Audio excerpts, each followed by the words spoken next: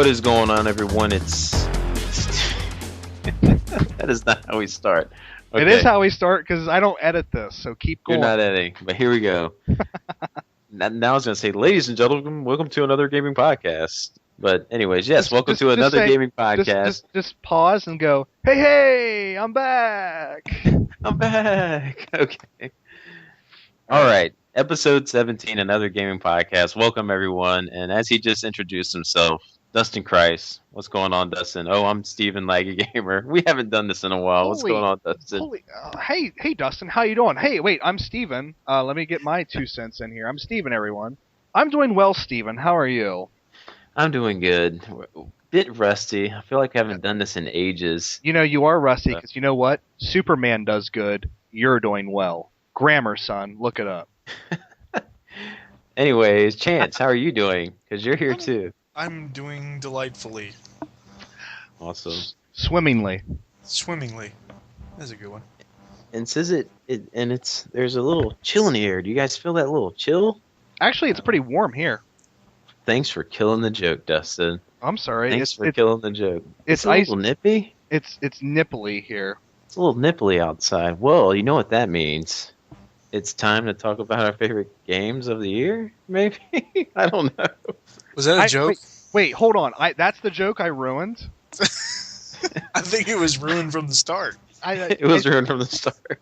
It was on shaky ground to begin with, Steven. I actually made it better for a second there. And you did. All right. Anyways, we're off to we figured this episode 17, it's the end of the year. Tis the season to be jolly, and we want to be jolly and share memories from this year. Maybe our greatest memories, our funnest memories, or our not so good memories, and just go over the year in general. The ups and downs, our favorite parts of it, and maybe look forward to what's coming in next year. So, what do you guys think? Does that sound like a plan? I think that sounds like a good plan, yes. So, how about we start it off? 2013 is coming to an end. And I just have a first question off the bat, because Dustin, you did your favorite games of the year video already. Chance, you kind of knocked yours in. I've been YouTube lazy, haven't done anything. Yeah, I noticed that. I want to ask you guys a question.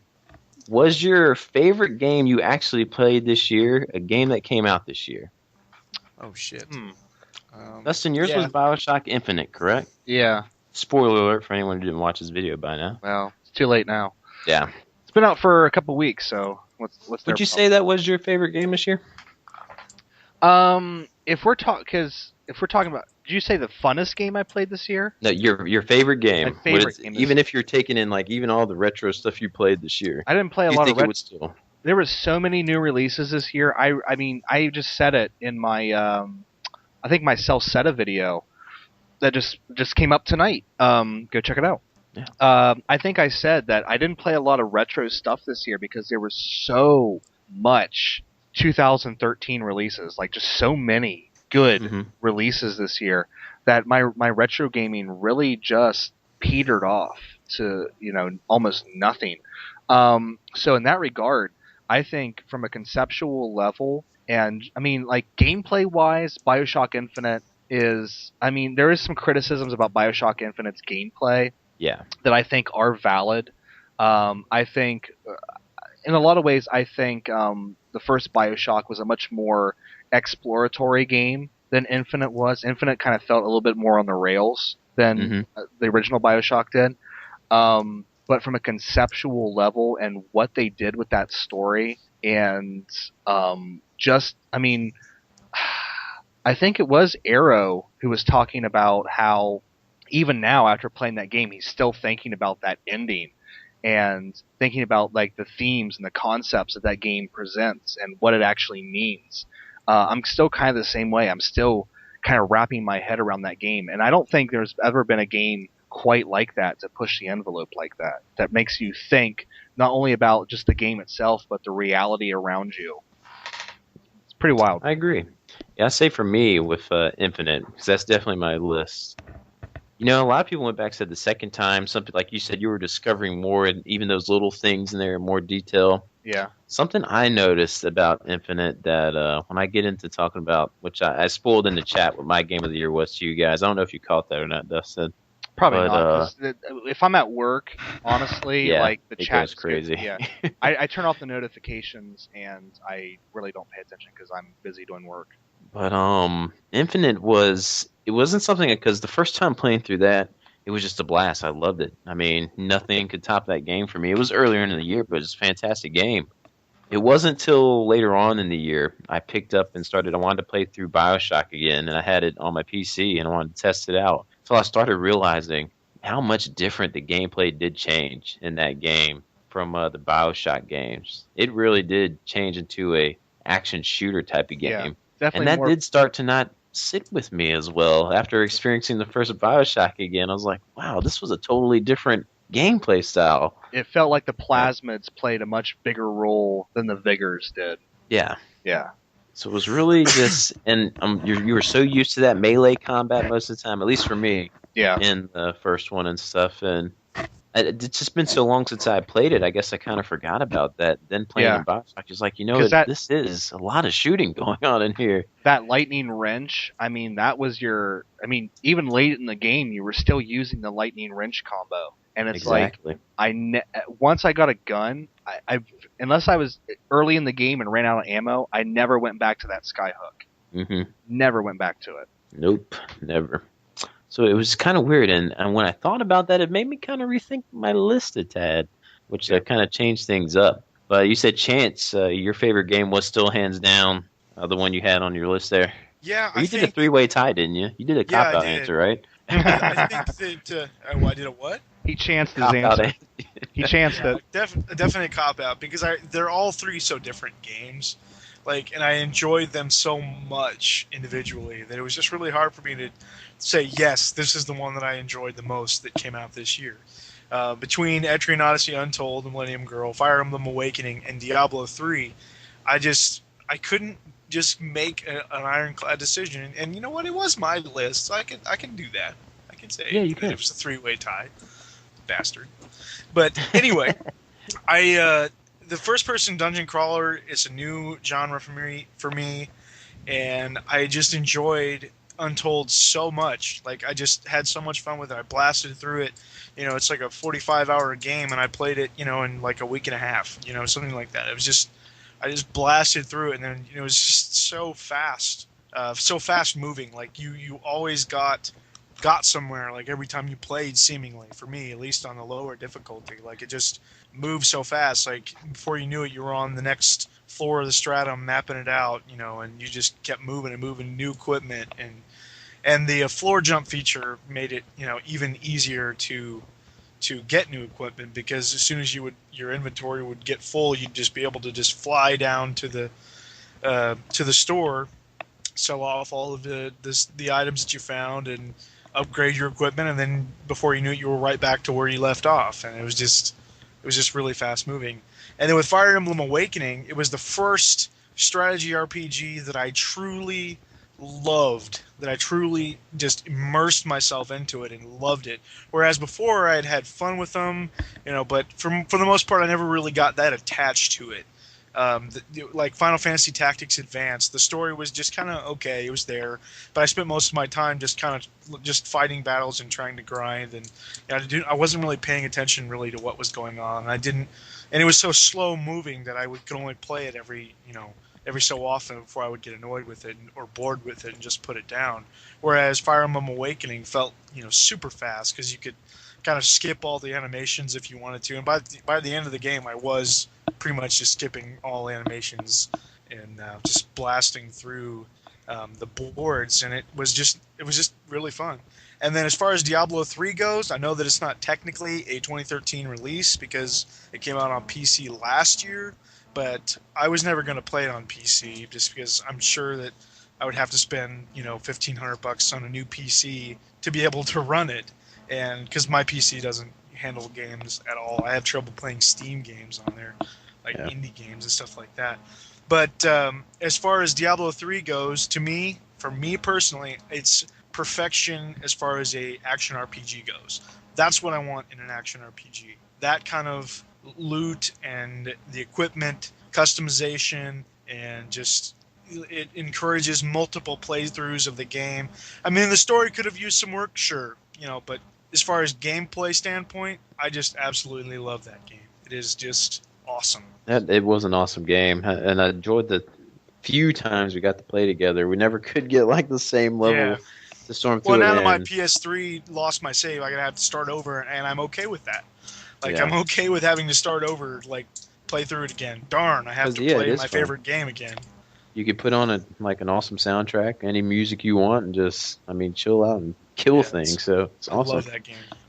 As far as me, before I get into some of my stuff, you said something like that was this is I'm going to be bouncing all through the walls on topics tonight because we hadn't talked in forever. But you said that was your favorite strategy RPG, hands down, that you loved was Fire Emblem Awakening. Yep. Your first.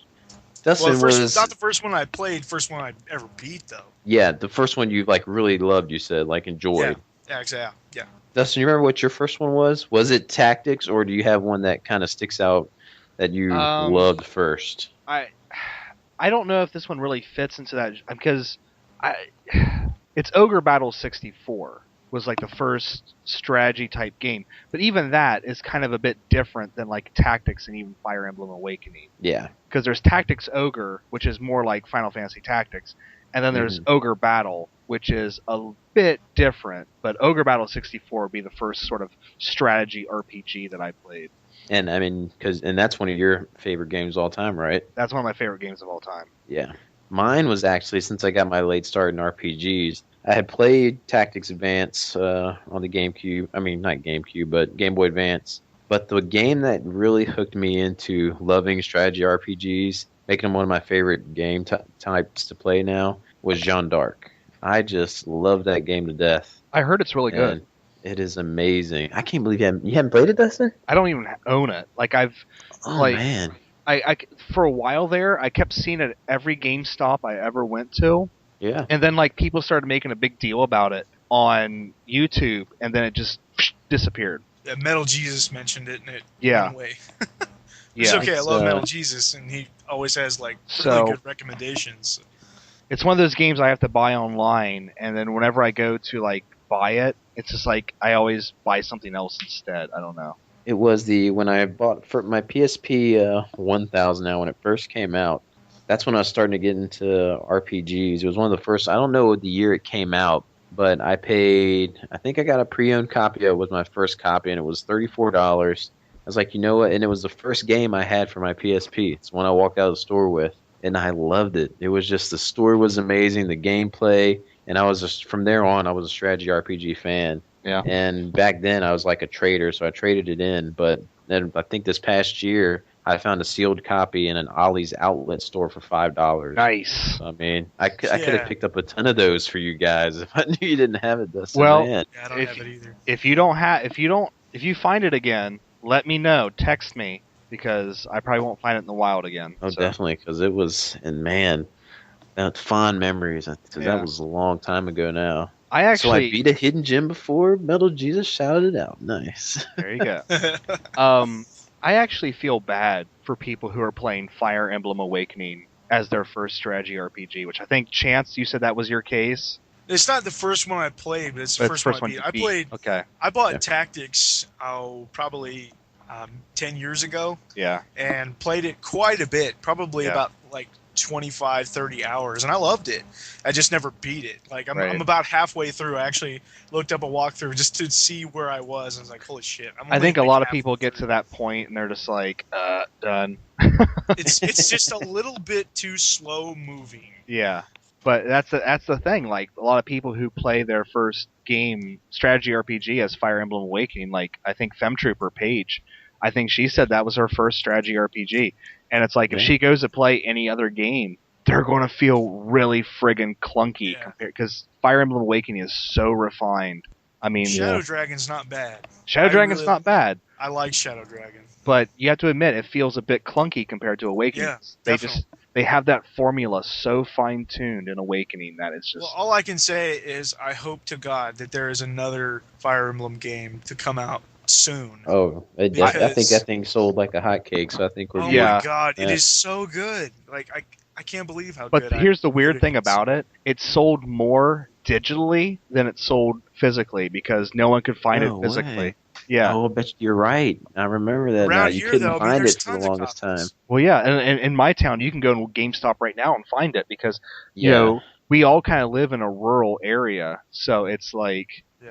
it's not like the big city where everyone's clamoring for an RPG. Like if I go out and talk to people, video game people, that play games, they're usually talking about Call of Duty, and they're not talking about Fire Emblem. You know what I mean? Yeah. Yeah. And Fire Emblem, yeah, that's on my list too. If you can't tell, Fire Emblem Awakening, you guys, hands down one of our favorite games of the year. Yeah. So if you Fucking have is not brilliant. played that game yet, you need to play it and get a 3DS. I mean, Yeah. man, we've been saying it all year. Get a 3DS, people.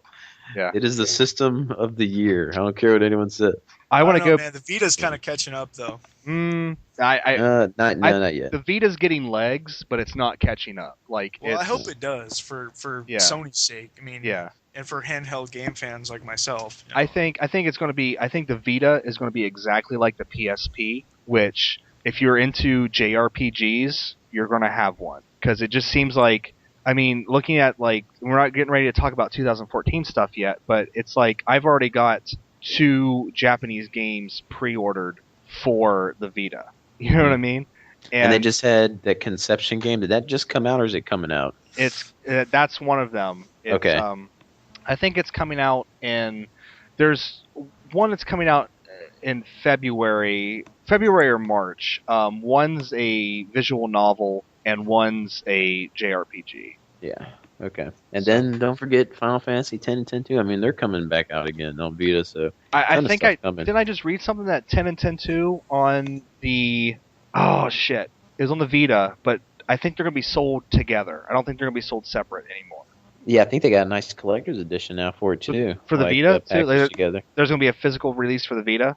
Yeah, I thought that's what it was. I thought that's what Mike was showing us, or was that for a PS3? I don't know. I can't remember. I'll have to look into it because if there's a physical release for the Vita, I'll buy it. If it's a physical release for the PS3, which there is one for the PS3, I don't know if I'm going to buy the PS3 one, but there's one for the Vita, I'll buy that. Yeah, because I'd love to have that on the go. I know. But I love that. See, maybe. I love that stupid little system, and it's like no one wants to give it.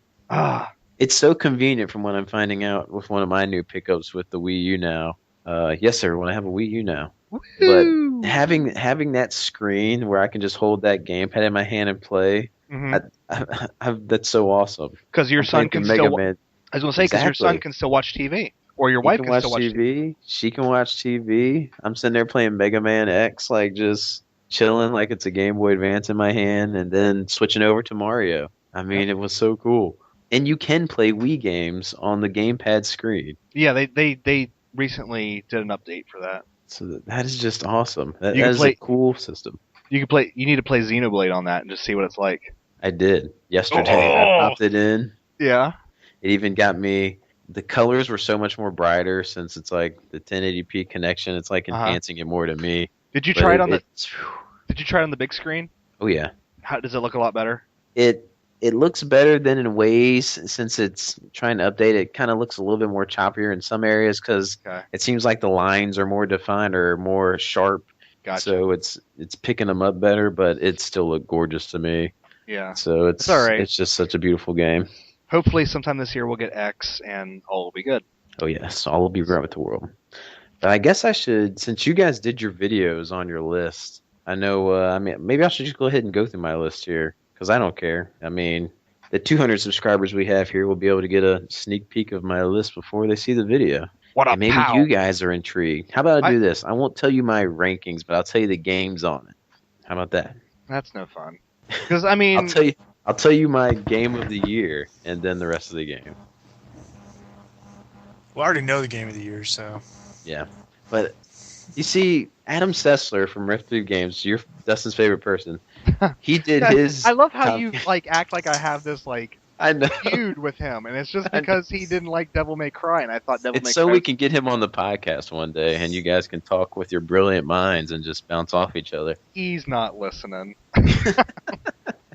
But it's he did his games of the year list, and he did them alphabetical order because he didn't want to cause any controversy. I was about to do the same thing like Chance. I'm gonna cop out, man. I do not want to cause controversy But then I was like, you know what? I don't care. It's my list. I do whatever the heck I want. Yeah, who cares what other people say? It's your list. Like, I got a thumbs down on my Part 3 video, probably because I picked Bioshock Infinite as my favorite. Who cares? Oh, before I go into mine, if no one's watched Dustin's 3-part video, which in a way I think Dustin copped out too by putting all his What? games he played throughout the year on his list to give him a piece of his mind. I did But- too, but I only bought 9. So How is that a cop-out? I'm just messing with No, you. because there was 2 I left off. I left off Resident Evil Revelations because it's crap, and I left off Batman Arkham Origins because of that Deathstroke fight. Fuck that. Here's the one thing that bothered me with Dustin's list. Oh, here we go. You really enjoyed Devil May Cry, and you had like 19. And then you're talking about these games in front of it that you didn't really like.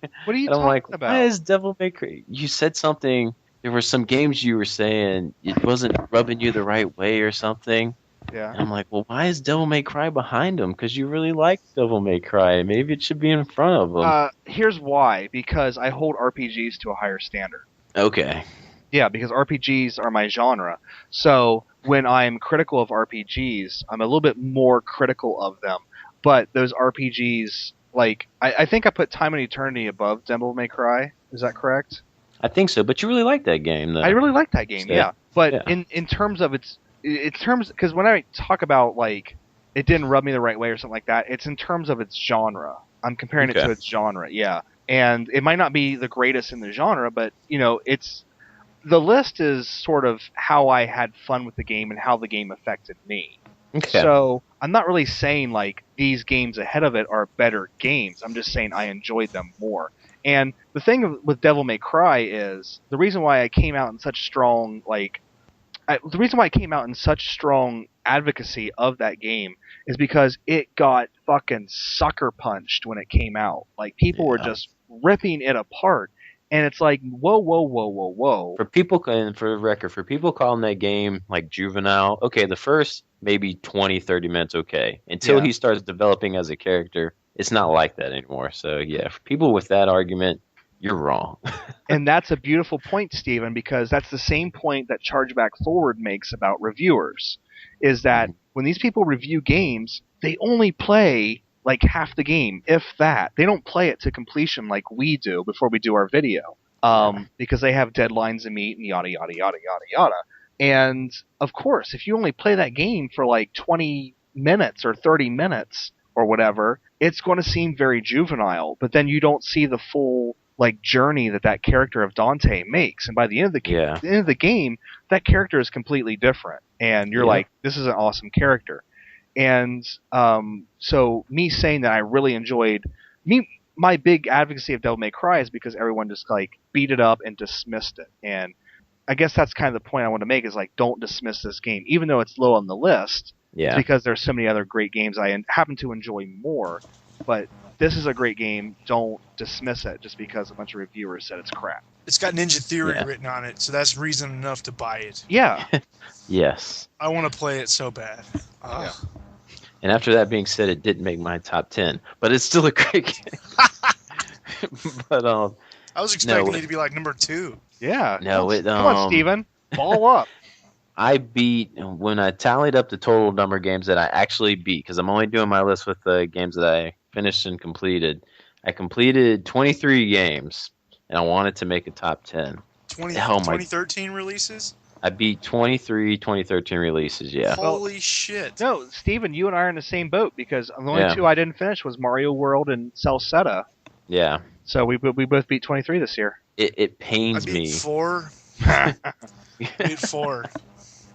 It pains me to leave off East and stuff because I just haven't beat it yet. SMT4, I haven't beaten that one, and I loved that game through when I'm playing through with it. And I think I bought over 30 new releases, so there's a bunch I didn't get to play, which stinks. So did you get to play pretty much all your new releases there, Dustin, and beat them, except for the 2? Except for those 2, and I didn't beat Resident Evil, but it didn't make the list anyway. Yeah. And I didn't beat Arkham Origins. But yeah, all the other games on that list I beat. No. I take that back. I take that back right now, because I didn't beat Dragon's Crown and I didn't beat Project X Zone because those 2. They both disappointed me so much that I just kind of put them down and went to something else. But they Those are both more- ranked higher than Devil May Cry. I think they did, Dustin. Did they? I don't Yeah, think so. I I don't know. Project I can't X. remember. I will tell you now that Project Cross Zone didn't. I wouldn't care anyway. I was just I was just kidding. yeah. But- Oh, I don't think But, either of them did. yeah, I can't could be remember. wrong. Which Project X was such a great idea. I just wish it was better executed. Yeah, I mean, But Project Cross Zone is a great commercial for other series, but Yeah. for a game itself, it's like meh. Even RPG Crazy, Mr. RPG Crazy didn't like it. So yeah, that was. I mean, universal dislike. But it was tough because, like you said, those games, a bunch I didn't beat. One of y'all's favorite games, the Etrian Odyssey, Millennium Untold, I just couldn't get into. So that's another one, like high regard, it's and like- it's off my list. It's like, I So put it's- Call of Duty 4, or not 4, Ghosts on my list. It's because, Yeah. once again, I only bought 9 games. Of course it's on the list. But, I really enjoyed it, but neither one of you would even, would buy it even. So, But I did You know, play it's it. it's like, I'm just proving a point that it's a preference thing. You Yeah. didn't Oh no, like I'll Etrian get Odyssey Ghost because- eventually when it's like $10. But Well, I'm just saying, Yeah. you didn't like Untold, but that's because Yeah. you just didn't like the style of game that it is. well, something with first-person dungeon crawlers. And I want to so bad. I thought it would be the one, but I just Well, can't. it would have been the Yeah. one, had you been able to enjoy the series, because it's so approachable, to new fans. So if Yeah, you it didn't was like that one, easy- you're probably easier to not going play. to like any of the other ones.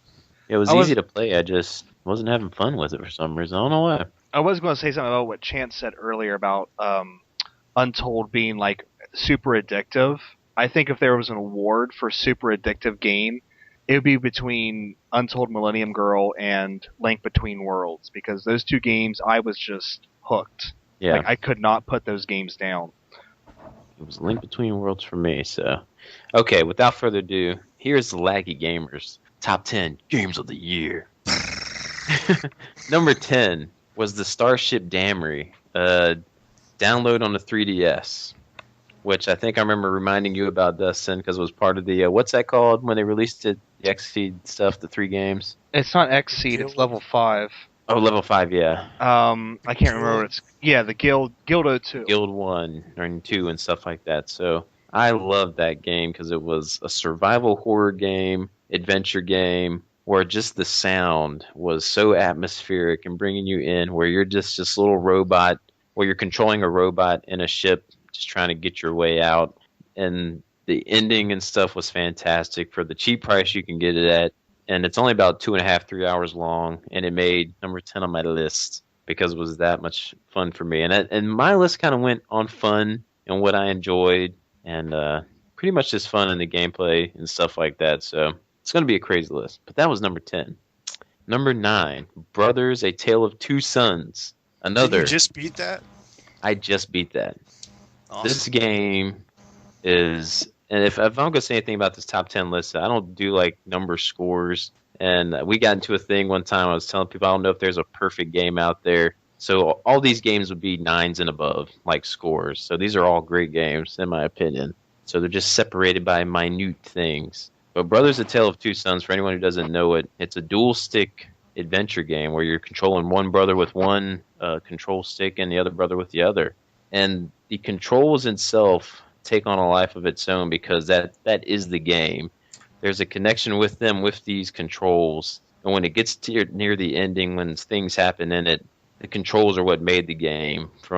It's hard to talk about it without spoiling it, but it's one of the greatest experiences you'll get in storytelling in a game and through gameplay. And some of the most terrifying gameplay because you're trying to control these brothers with these sticks. And there's situations where they might get on separate sides and you're controlling one brother with the right stick, but he's on the left side of your screen. It gets terrifying because it gets tough to control, but something like this has never been done before and actually worked, and it worked in this game.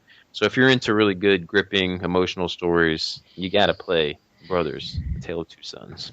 There was a segment in Ni no Kuni where you had to do that. Like, you had Yes, to with, control Oliver on one Oliver side, and then the girl, and the whatever girl. her name is. And it was Yep. terrible. Oh my god, I hated it. Oh, it sucks so bad. Yeah, that was tough. On this one, you can actually like leave a brother sitting still and then control the other. You don't have to do it at the same time and weird patterns, but it just gets crazy. But number 8, which was in the top for you guys, it's still my top 10, but number 8 is Fire Emblem Awakening for me. Whoop, whoop. Whoa. Yes, number 8, Fire Emblem. But like I said, these are all like really high scores. Yeah. When you start hearing my top 5, you're gonna be like, Steven, you're an idiot. I probably will. But you have to remember, I am an action game fan too, so I do like some action stuff. But Fire Emblem Awakening, we talked about. I love that game. That was a great game.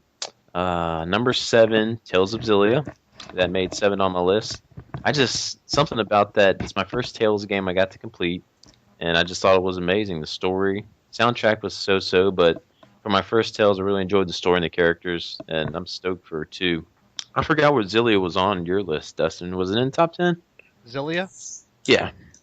I I can't remember. think, I think it was just outside the top 10. It might have been in the top 10. I can't remember. Well, this list would have been totally different probably if I got to finish stuff like SMT4 and everything, because I know for sure that probably would have made my top 10 easily because I was loving that game so much. Anyways, here's probably the most controversial one. Number 6, The Last of Us. Wow. Yes. Now, with this game, I thought storytelling, I don't know if anything can match the like cinematic way it told its story. Through cutscenes and through just walking through empty streets with the conversations you were having with Ellie and stuff. Mm-hmm. It was some pretty gripping storytelling. The thing that kind of knocked it for me kind of was the gameplay, sort of, Okay. which it was fun. I just wasn't scared of the zombie-like creatures. They didn't put anything like any fear into me. That's what I was kind of hoping. It was more of you were afraid of the other humans. But how does But then that? How is that Go ahead. a gameplay thing? Well, when you're like for combat and stuff, Oh. like I didn't like the whole like sneaking around. I didn't feel like when you're sneaking around through the. Well, there was column. there was one part in Winter where you're sneaking around as Ellie, and that like you had to get past this part with those like 6 or so clickers in this very confined area. That was a bit white knuckle. And I agree with everyone saying Winter was an amazing chapter in that game as well. Until there was the part with Ellie. Sorry, I guess we can talk about it now. Where you're making the stand in the cabin. Boy, that part ticked me off. That game wasn't built for that kind of style of gameplay. Oh, you mean where the dude's following you around? Well, yeah, he's there, That and then you're in the cabin kind of holding down. Yeah. That quote final battle thing? Yeah, Mhm. like he's way too fast. Well, no, not that one. It's where you're in this building and you're starting to get overrun. They're coming in the windows, the yeah, I know. ceiling, Yeah. and there's too much going on in that scene for the gameplay in this game. Yeah. It got too heavy action right there. But of that part aside from Winter, Winter was amazing. That's the thing. I think. Shoot, who was I talking about? Or who was talking about? I can't remember if it was Arrow or if it was somebody else. When they did their Game of the Year thing, they were talking about it. And like a lot of people criticized Last of Us's gameplay, and it's like there's so many ways you can approach each thing. Most people just choose to kind of run and gun, but you could completely play that game kind of stealthy, except for certain story aspects, Yeah. and not kill anything. Or you can try to stealthily kill things, or you can run and gun. I mean, I don't understand the criticism of the gameplay to a certain extent. After playing another game this year, which I'll talk about later on, that did stealth better and did stuff right, and looking back on Last of Us, did stuff that's right. Oh yeah, the game I'll talk about later is the best game I played this year, beating out of a 2013 game. So it's that good in my opinion. But and then I was initially talking about you guys that I hated the ending and stuff and how the ending went. But the ending, after talking about it and thinking about it, the ending, that was the right way. You had to do it. Yeah. Like everyone was saying. So, I mean, it'd be a game I'd definitely play through again, but it just... Maybe playing through it on a harder difficulty level would make it scarier. Maybe that too, because I said, I think in my review I thought it was just too easy what I was playing on. Yeah, I think the hardest difficulty level takes away your sort of detective mode, so you can't like see enemies around you. You have That would scare the crap out of me. If you couldn't have that detective mode in that game, yeah. holy cow, that would change it Because it's like big those time. Batman games, you almost play it with the detective mode on all the time. You know what I mean? Yeah, But you're right. it does take a lot away from it. I can't believe actually Ned, when you said that in your video chance that you hadn't played this game this year. Yeah, I haven't played it. You were able to let it sit there and not be tempted to tackle some. It's like number And- one for a lot of people, man. And aren't you one of those guys that love Walking Dead too? I didn't play the Telltale game. I'm talking about the TV series. Oh yeah, I love the show. Yeah. How did you let this sit there so long? I don't know. I honestly don't know. I'm really bad at stealthy kind of games. So like when people talk about how this is kind of like that, like pretty stealthy game. Well, it's like Dustin said, you don't really need to be. Yeah, so you right, can't just- right. When you said that, I was like, okay, maybe I will play this. I was thinking that just a moment ago. There's certain segments where you can play it. Like there's certain segments where you have to play it as a stealth game, or you have to play it as a cover-based shooter, or you have to play it as this. But for the most part of the game, you choose how you want to approach the situation. Okay. Well, parts of it, throw it it's in just sooner than later then. Yeah. sometimes the stealth is encouraged because I mean, if you do go balls to the walls, you might make it tougher on yourself with Sure. a bunch of clickers and stuff coming at you. That's why some people say you might want to take out a few or something. But my favorite thing about that game was one time where I threw a glass bottle and hold on. I set down because isn't there like proximity traps? There were. You could set those down. Yeah. I set down a proximity trap. I ran away from it. I threw a glass bottle at it. All the clickers went over to it and exploded because of the proximity trap. And then like the last couple ones, I threw a Molotov cocktail in there as well. Caught the last one as it was running away, and it ran to the other ones and set them all on fire. And I cleared the area of. I mean, it's stuff like that you kind of luck into, and you're like, that was fucking awesome. The Last of Us kind of sits with me as like how when I played the first Uncharted, and then I played number 2. Like it seems to be a lot of people are saying whether they're more of an Uncharted or a Last of Us guy. Right now, I still like put Uncharted 2 or 3 above it. But I think the way Uncharted leaped from 1 to 2 and how good The Last of Us was for its first entry, I think the next one is going to be a masterpiece, though. If they do a next one. If they do a next one, I think it's just going to be... Because it's kind of like... be amazing. It's kind of like Final Fantasy 2. You know what I mean? It's like, this is supposed to be titled Final Fantasy. But there's a second one, The Last of Us 2. It's kind of the next to Last of Us. The next to Last of Us. If they don't make another one to that, then I would be kind of angry because I would love to play a sequel to that, and I just know it's going to be so great. There will be a sequel because they know it's like printing money, especially on PS4 with the new graphics and everything. There's going to be a Last of Us 2. I don't know if it'll be called Last of Us 2. They'll probably have another snazzy title, but yeah. Yeah, if they take and it doesn't have to be big fixes, just little fixes with certain things. I know it's going to be it probably will be the game of the year. Year there was a couple of gripes. I can't remember now what they were because it's been so long since I've played it. I had a bunch of glitches when I played too, and a lot of people said they didn't, but I unfortunately did. There was just some things with and I kind of have the same way with the Uncharted games too. I think it's just a Naughty Dog thing. That sometimes I have issues with the way they present their controls and stuff. But yeah, still fantastic game. It is deserving of number 1 for all the people who are giving it. But just for me, it's number 6. And then when you guys hear my next one, number 5, you're going to be like, okay, I'm done listening to this. But number 5 on my list, because it might be some of the most fun I've had in a shooter game in a long time, was Far Cry 3 Blood Dragon. Now, see, that's the thing. I have not downloaded that yet. I really want to, and it was like... I was watching somebody's video today, and they were talking about it, and I was like, oh, yeah, shit, I need to download that. Yeah, I'm not the only one who's top 5 it made. I forget who, I think from Rev 3 Games, that channel again, someone put it in their top 5, and someone gave it an honorable mention, almost making their top 5. But just from a guy who loves those awesome 80s action movies, this game it's a game of 80s action movies from the soundtrack, from the lead actor who was I forget his name. He's the dude in Terminator 2, the future I mean, the Robert main lead Patrick. guy. Yes. I mean, and his voice acting is just, he's awesome. So that game, just from a gameplay standpoint, was awesome. And I don't know, if you haven't downloaded it, you got to download it and play it Isn't it because pretty short? it takes about 5 or 6 hours. Okay. And I it's, was oh, thinking it was sorry, shorter.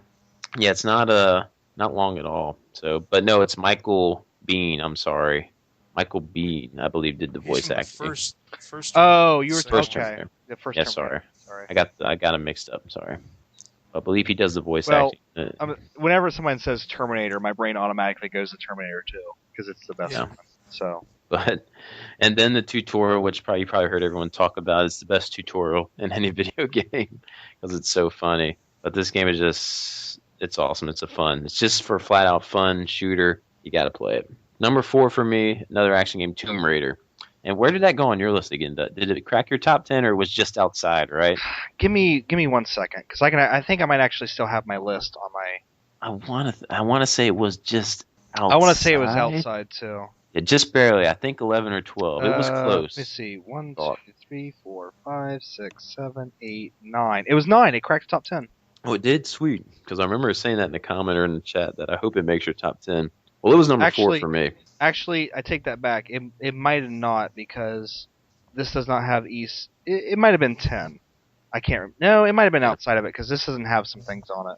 Okay, So. yeah, I want to say I thought it was, but And just Tomb Raider. just for clarification, Dragon's Crown did beat Devil May Cry, yeah, but Dragon's Crown I gave it a lot of points because it was a good game. It just didn't grab me, so I was able to recognize that there was a good game there for people who like that. So understood. Yeah. So Tomb Raider, Chance, I think you'd really like this game if you like. Have you played an Uncharted game yet, Chance? Or no, you just recently Nope. got your PS3 not too long ago. So, but Tomb Raider, I think when comparing it to Uncharted, they're kind of different because I think Tomb Raider is a little bit more not as like action-packed shootout as much because you can kind of go a stealthy route and that kind of sort of too. I felt But- Tomb Raider was more exploration based than Yeah, Uncharted. exactly. Yeah. And I loved how they would set me in an area and say, well, here's the entrance and here's the exit, but Figure it go out. explore the area. Yeah, Yeah. figure it out. Go explore it. And just using a bow in a game is like really cool now. So Yeah. using that bow in that game was so much fun. It looked amazing. And Laura Croft felt like a real person. I mean, she took a beating, but she felt so real. She has the best clothes ever made. And the best angle shots of any Tomb Raider game now. Okay, I was talking about the ridiculousness of the fact that she made it through all that with still the same pair of clothes, and then Steven makes it sexy. There you go. The sexism Well, is still alive. They still got tattered, and she got blood. It's like Bruce Willis in the first Die Hard. They Yeah. kind of got bloodied at stuff, but he kept the same clothes. Hey, those clothes were Wow. a part of Bruce Willis, Yeah. Exactly. as they were a part of Laura Croft. Which that's a Christmas tradition here every time. I always watch Die Hard at least a week within the date, so of the 25th. Yippee gotta watch ki the yay, last one yet? motherfucker! What'd you say, Chance? Did you watch the last one yet? I still haven't seen the Valentine's Day one or whatever. Good Day to Die Hard. Is that what it's Is that called? what it's called? Yeah, Yeah, that one that yeah. came out with his son or something. Yeah, I Yeah, haven't. I 'Cause I heard it didn't was like so bad. I did not like it. I mean, I watched it and it's whatever. I did like the one with Justin Long, the Live Free. Yeah, I did too. I thought that was awesome. But it's But- not as good as the first three. But Yeah. it was pretty good though. I liked it. But back to Tomb Raider, it's just fantastic. I just saw, and for Square Enix to say that this game disappointed them with sales, it's Yeah, like we were talking the other day. Like, I think it sold a couple million. How is that so disappointing? And then you Yeah. re-release it. Like, if it's disappointing, why are you re-releasing the game? I think there's like an higher resolution game coming out on Xbox One and PS4. yeah. But I That- enjoyed this game so much. It was so much fun. I don't know what more I could say about To it. call that game a disappointment is extremely disingenuous, and it shows kind of how out of touch Square Enix really is. hmm Yeah. And it's one of the ones that came out earlier in the year. And my story, I wasn't even going to get that game, but since my Pandora's Tower came in late, I bought it the day I went to get that, and pretty much beat it within 3 days. And that's not normal for me to sit down and beat a game in 3 days. But I was just so hooked on it because it was so much fun. The light Yeah. RPG elements it had and stuff in it, fantastic game. Number 3, which was Dustin's most underwhelming RPG of the year, maybe, is Ni no Kuni. For Oh, me, it was so the charm in that game, the visuals in that game, the music, the story. I loved it. It touched my heart. So the battle it, system. the battle system I grew to kind of like. Oh my god. So with the collecting the different type monsters and leveling it, kind of like that Pokemon aspect. That's why I thought this year I might have liked the Pokemon X and Y like I did, because that game kind of got me used to what was going on with kind of a Pokemon system, and I got really good at it, so I kind of enjoy it. It was too like the system just wasn't built for how frantic the battles really were.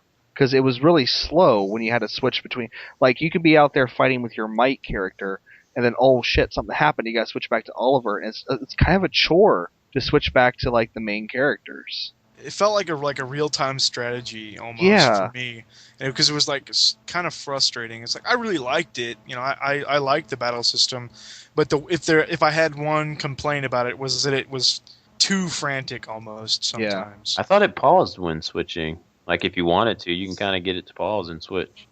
I can't remember. I thought it did. Well, it was something, there was some quick aspect to it, because I remember being, like, very frantic to switch back to Oliver to cast, like, some kind of heal magic on one of the other NPCs. Not NPCs, but the other people in your party. And I seem to remember a lot of times missing the opportunity to heal people and them dying. I don't know, Chance, do you feel the same? There was like a weight system, kind of like Yeah. like an active battle, and you had to like flip through different like the little speech bubbles or whatever that had whatever it was that you wanted to do. So you had to click that and then click the spell that you wanted, and then there was like still that weight, where you could still be attacked, but you couldn't do anything, like Right. a cooldown almost. So yeah, and the different characters, everything was all happening in real time for them. Like it was just they kept going pretty much, even if you had to like flip through these menus and stuff. Yeah, I remember So what it is. They would It's like, often die before you had a chance to find the heal spell. yeah, it was like this weird combination between a real-time battle and a turn-based battle, and it was like it really should have been either full-on action, like sort of Kingdom Hearts, or a full-on turn-based, and not some kind of weird bastardization of the two. But think I could see like though getting good at it and being, finding it very fluid though too. Like if you played that was it the thing. Yeah, I was really fluid at it and finding it. Yeah. That's why I don't. And maybe another thing was I enjoyed the aspect of they had like you have the metal slimes and Dragon Quest and stuff. It had a monster like that, so I would grind and I'd be kind of leveled, so I never felt really threatened. Well, and So I think there was a way to play if where you did if you played as Oliver, like you didn't even have to use the familiars. Like you could just hang back and let the other characters use their familiars, and you could just cast heal spells and shit. So, I mean, there's my just chick different from active or different don't want to say chick, but strategies. the girl in my group was a healer, so I never remember having to heal because I had her doing all my healing. So that's where y'all were screwing up. Boom. She's the I healer. When you said metal slimes, like a metal slime monster, I just want to point out a game that is very underrated that has the best leveling up monster ever, and that is Blue Can I- Dragon with Blue the metal, Dragon, yeah. with the metal poos, because it's literally a pile of poop. And fighting the King Golden Poo. Yeah. I need to So, play yes. that game this year. I think or in Oh, 2014. it's a great game. I love that game. I'm really looking forward to it. I can't wait. I can't wait till you get to your first boss battle and you hear that music, and then you're just like, what the fuck? It's so I will infamous admit, now. I probably love it. I did kind of take advantage of that game though, because they had that bubble system where you could just run into enemies to get XP if you had this Oh, yeah. bubble on you. I would leave my Xbox on for hours at an infinite spawning zone and just let it recycle, running into enemies over and over by itself. That's Yeah. perfectly legal. If the game allows you to do that, it's perfectly legal. I did it and just There's something like that's how I that in cleared Final through the Fantasy final 12 areas. too. I think. Oh really? Yeah, like I can't remember where it was. I never played it, but my brother-in-law said that like you could just stay in this one section. Maybe it was like the Dreadnought or something like that, and like you could just turn the gambits on, so like they would just auto battle and stuff. And, like you just gain infinite experience. But as soon as you left that area, you can never go back. or something like that. In interesting. early Final Fantasy 12. Well, I don't want to make this whole thing about my top 10 list because it's supposed to be all of our experiences. So I'll blow through the last two. Well, we're kind of doing But that by talking about each game that you bring up. So yeah, Yeah. true. But the one that held number one for the longest time, BioShock Infinite, was number two for me what? because Oh, The I know Legend it. of Zelda: A Link Yep. Between Worlds beat it out. Yeah, that's So there's it was a tough choice for me too. I mean, and that's what when I started thinking about it with the because it was so close. But then I was like, well, what can I if I'm going to knock something against one to say which is better? It came down to well, BioShock Infinite is much fun and how great the story was. It was that gunplay where it kind of just more gunplay than the BioShock first ones, where it just yeah, took away the melee stuff. I was like, if it kind of had that BioShock 1 gameplay system to it, it probably definitely would have been number one. But I think I've already beaten Link Between Worlds twice, so that's how much I love the Yeah. game. I played through it twice already. I think it's interesting because like it kind of shows the difference in how we approach games. Whereas I put Bioshock Infinite as number one and Link Between Worlds as number two, because the storyline is what really propelled it forward for me. Hmm. Whereas for you, the gameplay is what propelled it forward for you. So that's why you Yeah, put Zelda ahead. Yeah. but it's so close. Like it's tooth and nail. All of these games could like be number one in the top five, all for me almost. But and I didn't think anything could top Infinite. And we did podcast on Infinite. You know my thoughts on Infinite. But Link Between Worlds, That came out of I'm not nowhere. out of nowhere. No hype for it being built up. And I'm hoping it's doing well for Nintendo because people need to go buy this game. This is coming from a guy who never beaten Link to the Past. I've only had like 5 hours max into that game, So, and do you want to go back to it now? oh, definitely want to go back to it. Yeah. And experiencing this classic battle system from other handheld entries in the Zelda series that I have beaten, it almost feels like it should never stray from this type of thing. I enjoy the 3D ones, but the battle system in this game, where I thought Infinite kind of strayed away from how it was, I felt this was perfect. This battle system was perfect in this Zelda game, and I blew through it in 2 or 3 days, beating it the first time. And the first time you play through it, you're going to invest 15 to 20 hours, depending on how you go through. Now, the second time you play, you're not going to take that long. But just the music, it has some of the best music because it takes all the greats from almost every Zelda. It's the visuals. The visuals grow on you at first, like you said, Dustin. When you saw the trailer, kind of like, I don't know about these graphics. Not impressed. Yeah, but I mean, they grew on me, and like I thought they were charming. The going into the wall didn't seem like a thing they just threw in there. It actually did mean something to the gameplay, and it didn't seem like stupid stylus control type crap they would do with other games. Yeah. It felt like a really complete game, and I just loved it. And then the ending, how all that unfolded with certain things going on, it was a great game. I loved it. I was hoping so much. I was like, will this make Dustin's number one? Will we actually have it? And I was like, I don't know. I was beating myself up over it. I mean, I really was because it just took me back to being a kid and playing those old school Zeldas again. Like a lot of people will sit down and say Ocarina of Time, best game ever made, blah blah blah blah blah. But this is my favorite Zelda now, by the way. I was going to say, if you sit back and you play Ocarina of Time compared to a classic top-down Zelda that really has that classic feel, not like the DS ones or anything like that, there's no comparison. I mean, Yeah. Zelda was perfected with Link to the Past, and everything beyond Link to the Past is kind of just something else tacked on to it. I mean, if you boil Zelda down to its bare essentials, it's Link to the Past. So, because I was a guy who had Ocarina as my number one forever, but I finally got to experience. I mean, I've played Link's Awakening, and that was my number two. I love that game. Yeah, but That's my number one. I find, and I mean, it deservedly so. It's a great game. But getting to see why many people have Link to the Past as their number one too, and I understand why now after playing Link Between Worlds. So. Just that system and the world, the light and dark, or low and high rule in this one. Yeah, it was just amazing. I loved it. Going into the bar there and hearing that guy play those tunes, those Yeah. 3 songs, Yeah. just in the acapella type way, beautiful. I just loved it. Such a great game. It is a game that I kind of wish there was a soundtrack for. I mean, I'm sure there is in Japan, but not here in the States. But the thing about, I think, Link Between Worlds that really caught me was how somber and kind of sad the story was. Oh yeah, like very much so. And you don't really feel like in a lot of video games you feel hatred and anger towards the villains or something like that. In this case, you just feel kind of sad for them. Like you understand why they're doing what they're doing, but you still can't go along with it. But you understand and you feel not sympathy but empathy for them, because there's a difference between that. Well, toward the one set, toward one villain, I could care. The other about, one, but, the other one, about. the other one, you're just like meh, whatever. But the quote unquote true villain of the piece, you really feel empathy towards that person.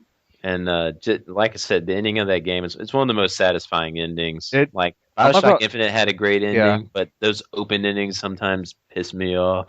Yeah. But this ending was just I loved it. I didn't tear up at it, but I felt a lot of like satisfaction in my heart with that ending. To that game. I was like, that's the way it should be. And with the recent announcement for a new Wii U game coming out next year, I'd like to see a character we saw in that game as one of the playable characters in this game, if you know what I mean, Dustin. I think it'd be pretty cool. You know what? My thought was I would like to see a sequel to this game with that as the main character. I would love that. That would be awesome. But we will not spoil anything with that. And people who know the game know what we're talking about. I was going to say, Chance is just sitting over there with a big question mark above his head. Yep. Oh, Chance, please play that. If you're able to ever get that game, play Link Between Worlds. It is, like I said, it's my game of the year.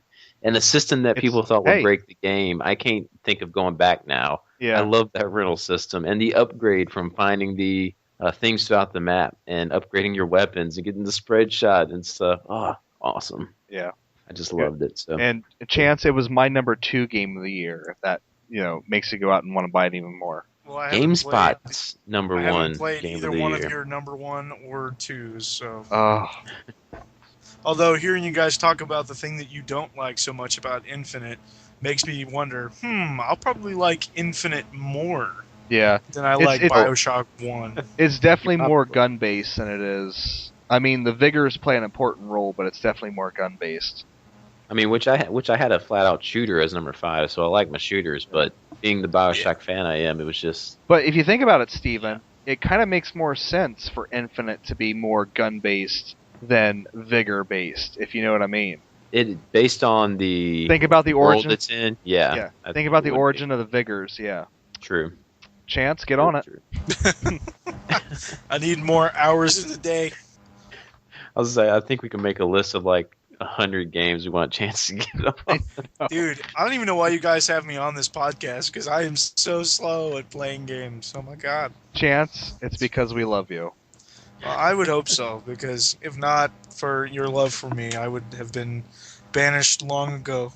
Steven, we really need to talk about this. We need to get him off the podcast because he doesn't know what he's talking about. That doesn't even. I said I beat 23 new releases. That doesn't include all the old games. I finished like over 40 or 50, close to 50 games this year. Well, I've got you beat there. I've got 64 in the bag. Good God. Yeah. What do you guys like? Do you just come home and just sit down in front of the TV and? A lot of mine are download like quick games, like Hit Trick Runner and stuff. So everything like that. So now that we all know our top 10 and our games of the year and stuff, what was like biggest disappointment for you guys of the year? I wanted to say that's not my top games of the year. That was just 2013 games. Yeah, our 2013 games. That's I'm actually going to do like a top 10 of the year. Once the year's actually done, because I'm actually going to include all games I beat this year. Oh yeah, that'd be cool to hear. But what was a disappointment this year for you guys? A game disappointment, maybe your biggest disappointing new release you played. I'll say mine right now, and we're probably going to get a lot of thumbs down for this, guys, because of the game I'm about to say. But, and Scott, Ultimate Floyd, I'm sorry, man. Gone Home, a game that got a lot of people's game of the year again. Oh, yeah. It did not, and I'm a fan of these type of games. I think the problem with Gone Home, I thought it was misled. I thought I was going into like a horror game, Yeah. and then that's not what it was. Well, the Felt marketing. like I was going through a Jane Austen book almost. Like Yeah, I was blown gonna up. say the marketing and the reviews did kind of make it seem like it was gonna be some kind of like Yeah, horrible thing. Yeah. that's what I thought. And sometimes in a game you think it might be going that way, but the game just wasn't. Not saying it's a bad game for people who are putting it number one again. It probably deserves it, but I'm not into a game, and it's not because of. I don't know if people know by now what this game's about or not, so I don't want to spoil it because that's a big part of Well, the thing. yeah, don't spoil it because I haven't played it yet. And I don't. Yeah. I kind of do want to play it once I. I have a feeling you'll really like it, Dustin. I You'll probably will. like, but it's I'm not into like just I like a good love story in a game like an RPG, but and stuff with it. But I'm not. I don't care to play through an adventure game like it. It just didn't touch me like that. What about To the Moon? Oh, I love that game. True, To the Moon is good. You can't. I don't know. If you get to the end of that game and you do not choke up at the very end of it when they're sitting there in the chairs and one character reaches over to another, you are fucking dead. You are. And Paige said she didn't cry at all, and I know, I don't she's- believe. Her, She's heartless. her heart is dead. You should watch that game. Well, just the interactive video you can watch with the Christmas thing they just put out. Talk Yeah. about heart wrenching in that one too. It was Yeah. like 15 minutes, and that's a There- sad one too. But Freebird Games, they know how to do it. Oh yeah. Gone Home, I don't. It just didn't. I don't know. I was really going in. I think it really because I thought it was going to be a survival horror type game. I thought it was misled in it. So when I played it, I was like, this is not like what I thought it was going to be. Yeah. So that is my disappointment of the year. And sorry for all the thumbs down we're about to get, you guys. Way to kill the podcast, Steven. I'm sorry.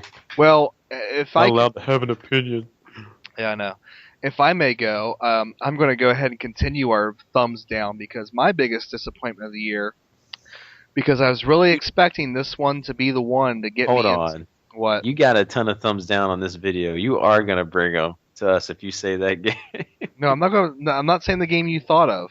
Okay, go ahead. My biggest disappointment, because I thought this was going to be finally the game to get me into this series, was Pokemon X. Oh. Yeah, I thought you were gonna say Nino Cooney. No, I thought I was actually, going to say Resident Evil. well, or get them back into no, it. because Resident Evil I kind of knew was on a downward slide. Yeah. And the thing with Resident Evil Revelations, everyone said this is a return to form, and it's not. It's not a return to form. But anyway, because old Resident Evil games make sense in a weird B-movie sort of way. The new ones just try to figure the thing out. Who cares? But Pokemon X, like listening to you guys all talk about it on the chat, I was like, oh my god, this might actually be the game to get me into this series. And then I bought it and started playing it, and I was like, no, it's not. It's the same thing. It's the same. Like, it's literally almost this. I mean, it's in 3D and it's got great graphics, but it's literally as slow and clunky as Pokemon Yellow that I played 16 years ago.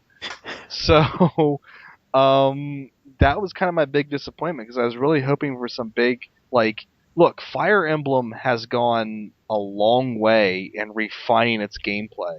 Mm-hmm. And I was kind of really hoping that with Pokemon, they would really streamline. And in some aspects, they have streamlined it. But at the same time, it's a game built for 7-year-olds. And while I know that, like, 30-year-olds are having a good time with it because it really elicits a lot of nostalgia in them, the same way Link Between Worlds elicited nostalgia in me. I have no nostalgia with Pokemon. It was something I bought as a kid on my Game Boy, played it for a few hours, and decided I didn't like it, and left the series alone. And then with a new entry and all the crazy scores and crazy hype it was getting, I tried it again, and it was like, this is the same fucking game. So that was my big. So I'll probably get more thumbs down than Steven will, to be honest with you. Maybe, I don't know. We'll see. Like when I played it through the completion, I mean, I had fun doing it. I like they had the system where that you could level up your Pokemon all at the same time, which I hated that with the first entries that I played. But I remember saying at the end of that discussion I did that, I mean, it may have revived me to getting into the series. I could probably say now I probably won't need to ever play a game in the series again.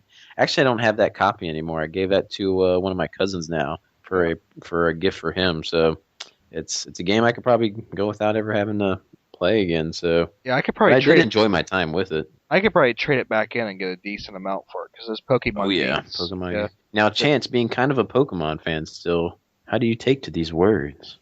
I understand completely because I used to be a huge fan, and the last one I played was actually Platinum, so I actually haven't played, Black and White, and then I haven't played obviously X and Y yet either, and I don't know, I got bored with it myself after putting so much time into all of them up to that point. I just reached a point at one day where I was like, you know what? I am extremely bored with this, and yeah, I'm done with it. I think. Well, I have no desire to play X and Y. I think I could That's something be. we can ask Mike when we get him, or I don't know if I was allowed to say his name. Well, y'all don't know who Mike is, but we can ask him because he seems to be a big fan still. Yeah.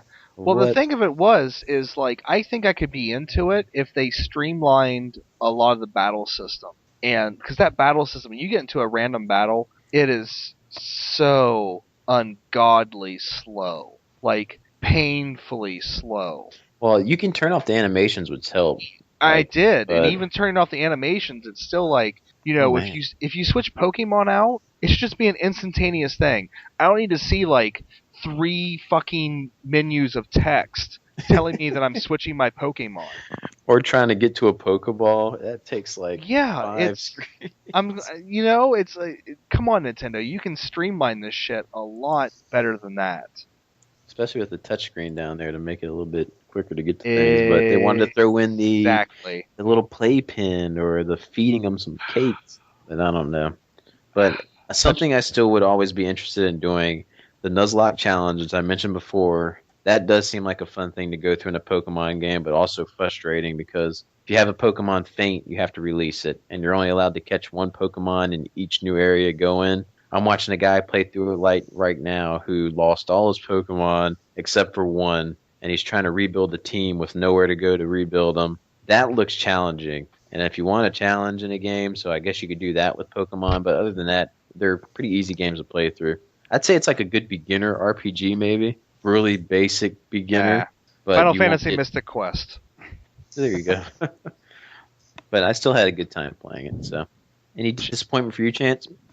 I would say the only 2013 game that I played that I was kind of disappointed in it wasn't because it's bad or anything. It just the control scheme was just a little bit not to my liking. I think I'll go back to it eventually, but that was Pandora's Tower, and it was because the hype I had for the game going into it was so high that when I got it and I started playing it, and I was like, "Oh, this is great!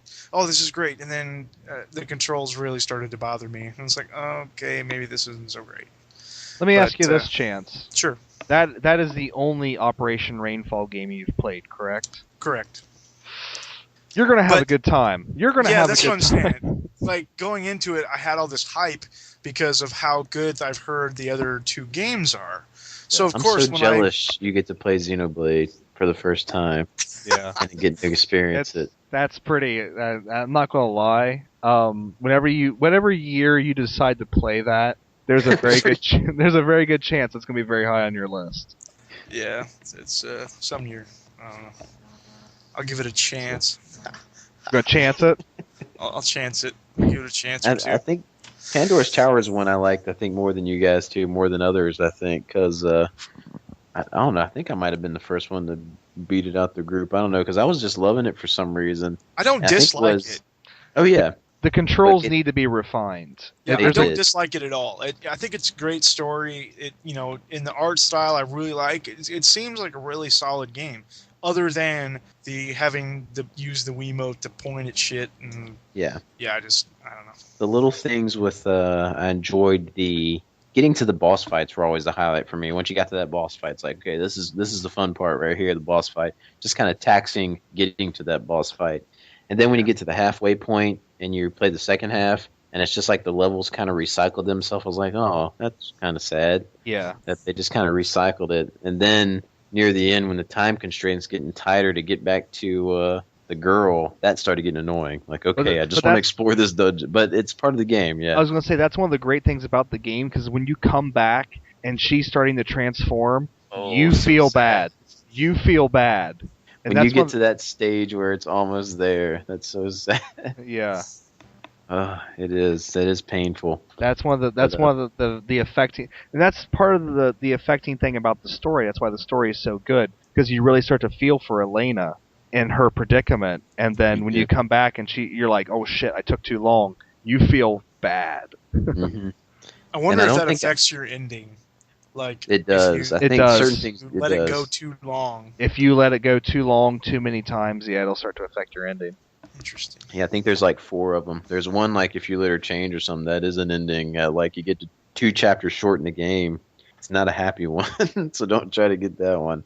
But the other 2, you go to the end of the game, or 3. I don't think I got the best one. I think it was the same with you, Dustin. We got the one right underneath it. Yeah, the next best. Yeah. I just went ahead and watched the other one online. So, but still, so thankful for all 3 of those games being able to get over here. I'm so great we're able to achieve that. And that's the shitty thing. It's like those 3 got over here, and like there's still Fatal Frame 4 that didn't come out. There's Earth. Oh yeah, how many more are sitting over there? How many more Wii games are sitting over there in Japan that we'll never get? Like the Wii could have been a completely different system over here. It's so ridiculous. It seems like they're opening their eyes though, hopefully with Wii U, with X coming out so early. Like maybe they're understanding, hey, they like these games over there. Let's get them over there. I think they realized the problem with going into GameStop as an exclusive with that. And they're like, oh, we could have made a lot more money if we would have done this right. GameStop is now by doubling the price and not selling them, I see, recently. People are like, yeah, we're not going to buy them now. GameStop, you guys aren't going to take our money. All right, cool. Anything else in the year we want to go over to review? We had some new systems come out. The Wii U had a full year under its belt. Dustin, you're more of a Wii U owner than me. So, but before we get into the Wii U, I just want to take some time and just say that without a doubt, the best system, for your money, the best system you could have bought. What? I'm just going. The best, one of those PC guys. Yeah, for your money, the best system you could have bought this year is a 3DS. Agreed. I think Chance would agree too. The library. I mean, who would have thought? I think like a year ago or so, I think I was making videos talking about how Nintendo need to get their shit together with the 3DS, and then all of a sudden, I'm not saying I did it. I didn't do it, but you know. Yeah, you did. Yeah, I did. It's all you. But all of a sudden, the 3DS library really started coming together, and bam, it's literally the best system to own.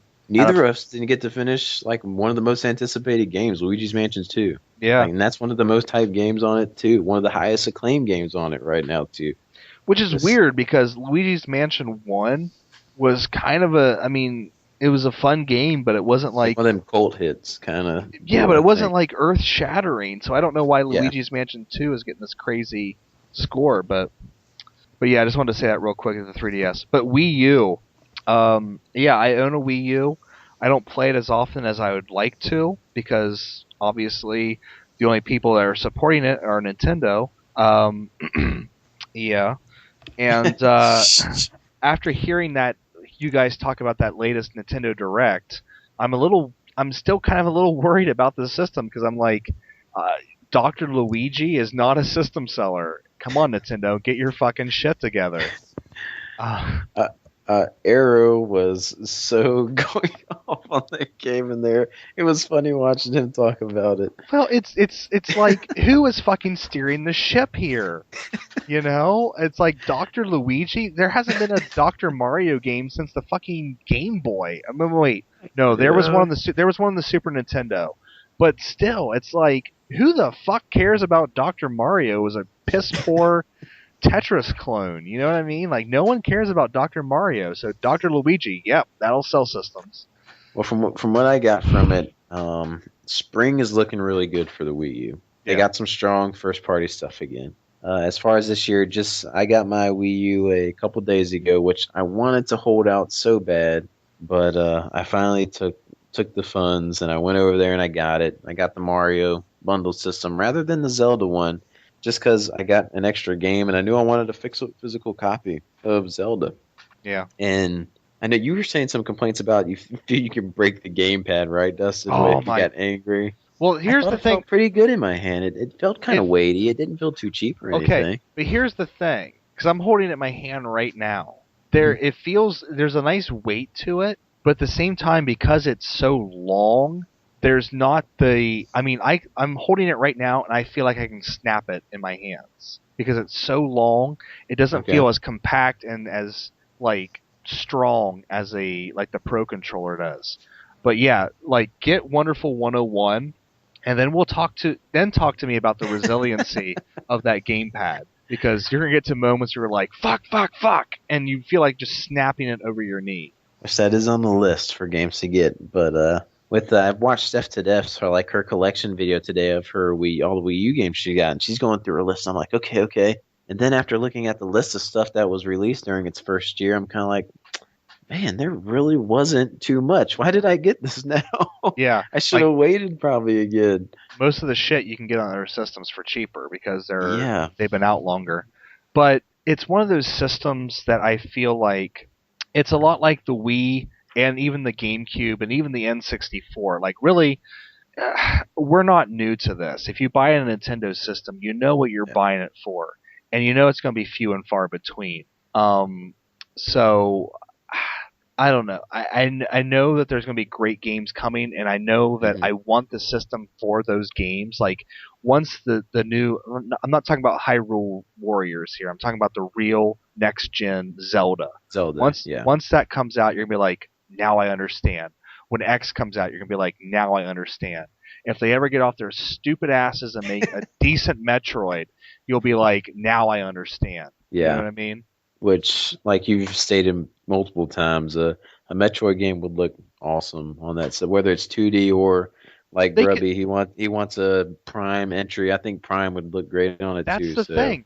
They could do both, and they would both sell. Retro could yeah. do another Prime entry, and you can have a Japanese team doing an HD 2D Metroid. You know, Because if it's after we've seen from Zelda how great this like going back to the classic style is yeah, doing, we want it, Nintendo. Just and give it to us. it's like even Mario with the new Mario Yeah. whatever games, they kind of go back to a classic. Give us a classic Metroid, and then you can make whatever first-person shooter Metroid you want to later. But give us that classic one again, and Hmm. watch that thing fucking sell. Or maybe even a classic style Castlevania. Like Well, old school stuff That's like that. Konami. You gotta get Konami on board there. Well, they used to have a nice bond with Nintendo. So come on, Konami, Nintendo, make it happen. Yeah. And so, but needless to say, like you're saying, Dustin, 3DS, and like And Chancey agrees, I had should the I a we great should year. we should also say this. Currently, the Wii U is the cheapest way to play Earthbound because you get a system that you can play other games on, and then Earthbound's only like $8 on the Yeah, shop. like So, 9.99 or something. Yeah, so Wii U console costs less than a copy of cartridge of Earthbound. so if you want to play Earthbound, the Wii U is your best bet. But I don't regret going out and getting it yet because there is like a backlog of games. I bought Warriors, Irachi 3, Hyper. Yeah. From all this Hyrule hype, I'm just like, okay, let me get used to this gameplay style and stuff again. And I'm enjoying the Mario, which I'll ask you guys this because I got the new Super Mario U. Can you play like a game like Mario with the joystick, or do you got to go to the D-pad? For some reason, I can't use joysticks with 2D flat platformers of that nature, meaning I think it's something when you hold down B to run, I feel like there's a delay in the stick from going back and forth if I need to stop. Like I gotta have the pad.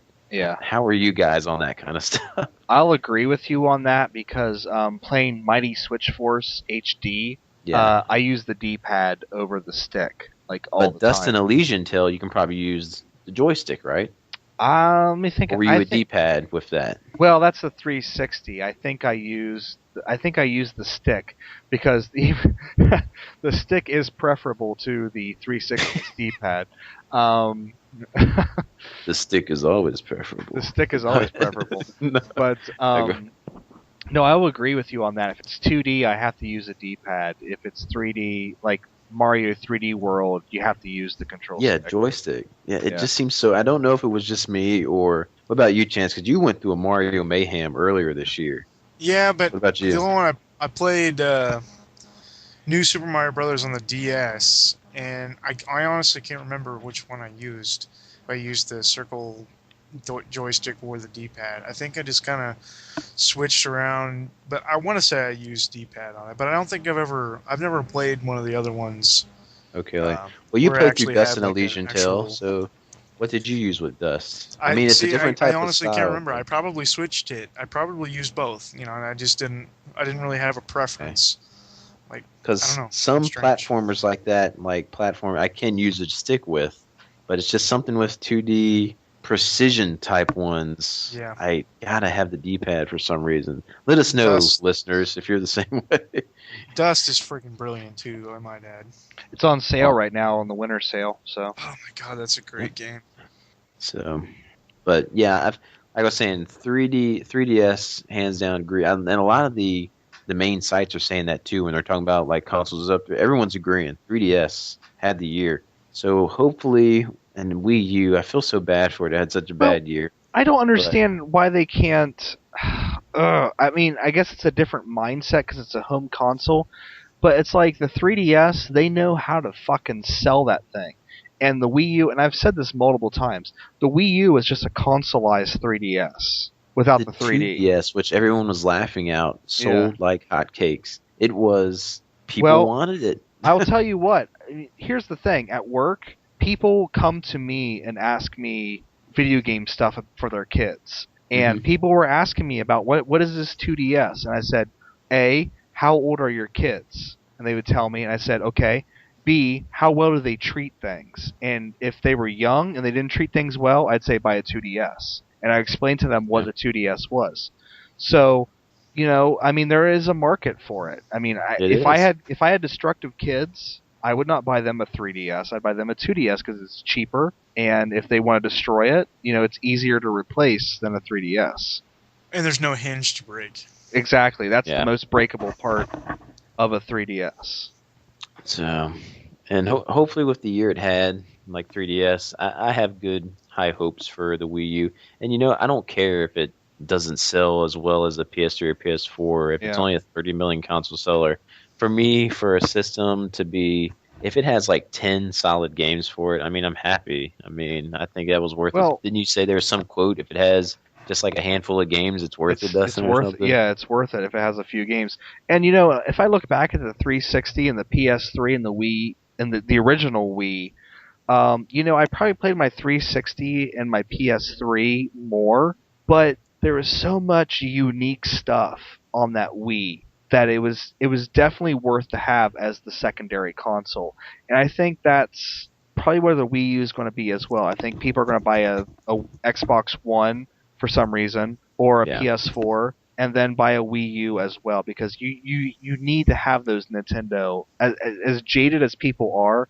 I think a lot of people still need to have those Nintendo nostalgic memories of what games used to be. Yeah, and I'm in the stage now since I have the Wii U. Any like third party games that are multiple console launches, I'm gonna get on the Wii U over a 360 or PS3 just to kind of build up my library. And I mean, it is more powerful than those two, so it should be the better version you would think on the Nintendo. Mm, Uh, but I mean, we've seen how stuff on the 360, which is not supposed to be as powerful as a PS3, runs better on a 360.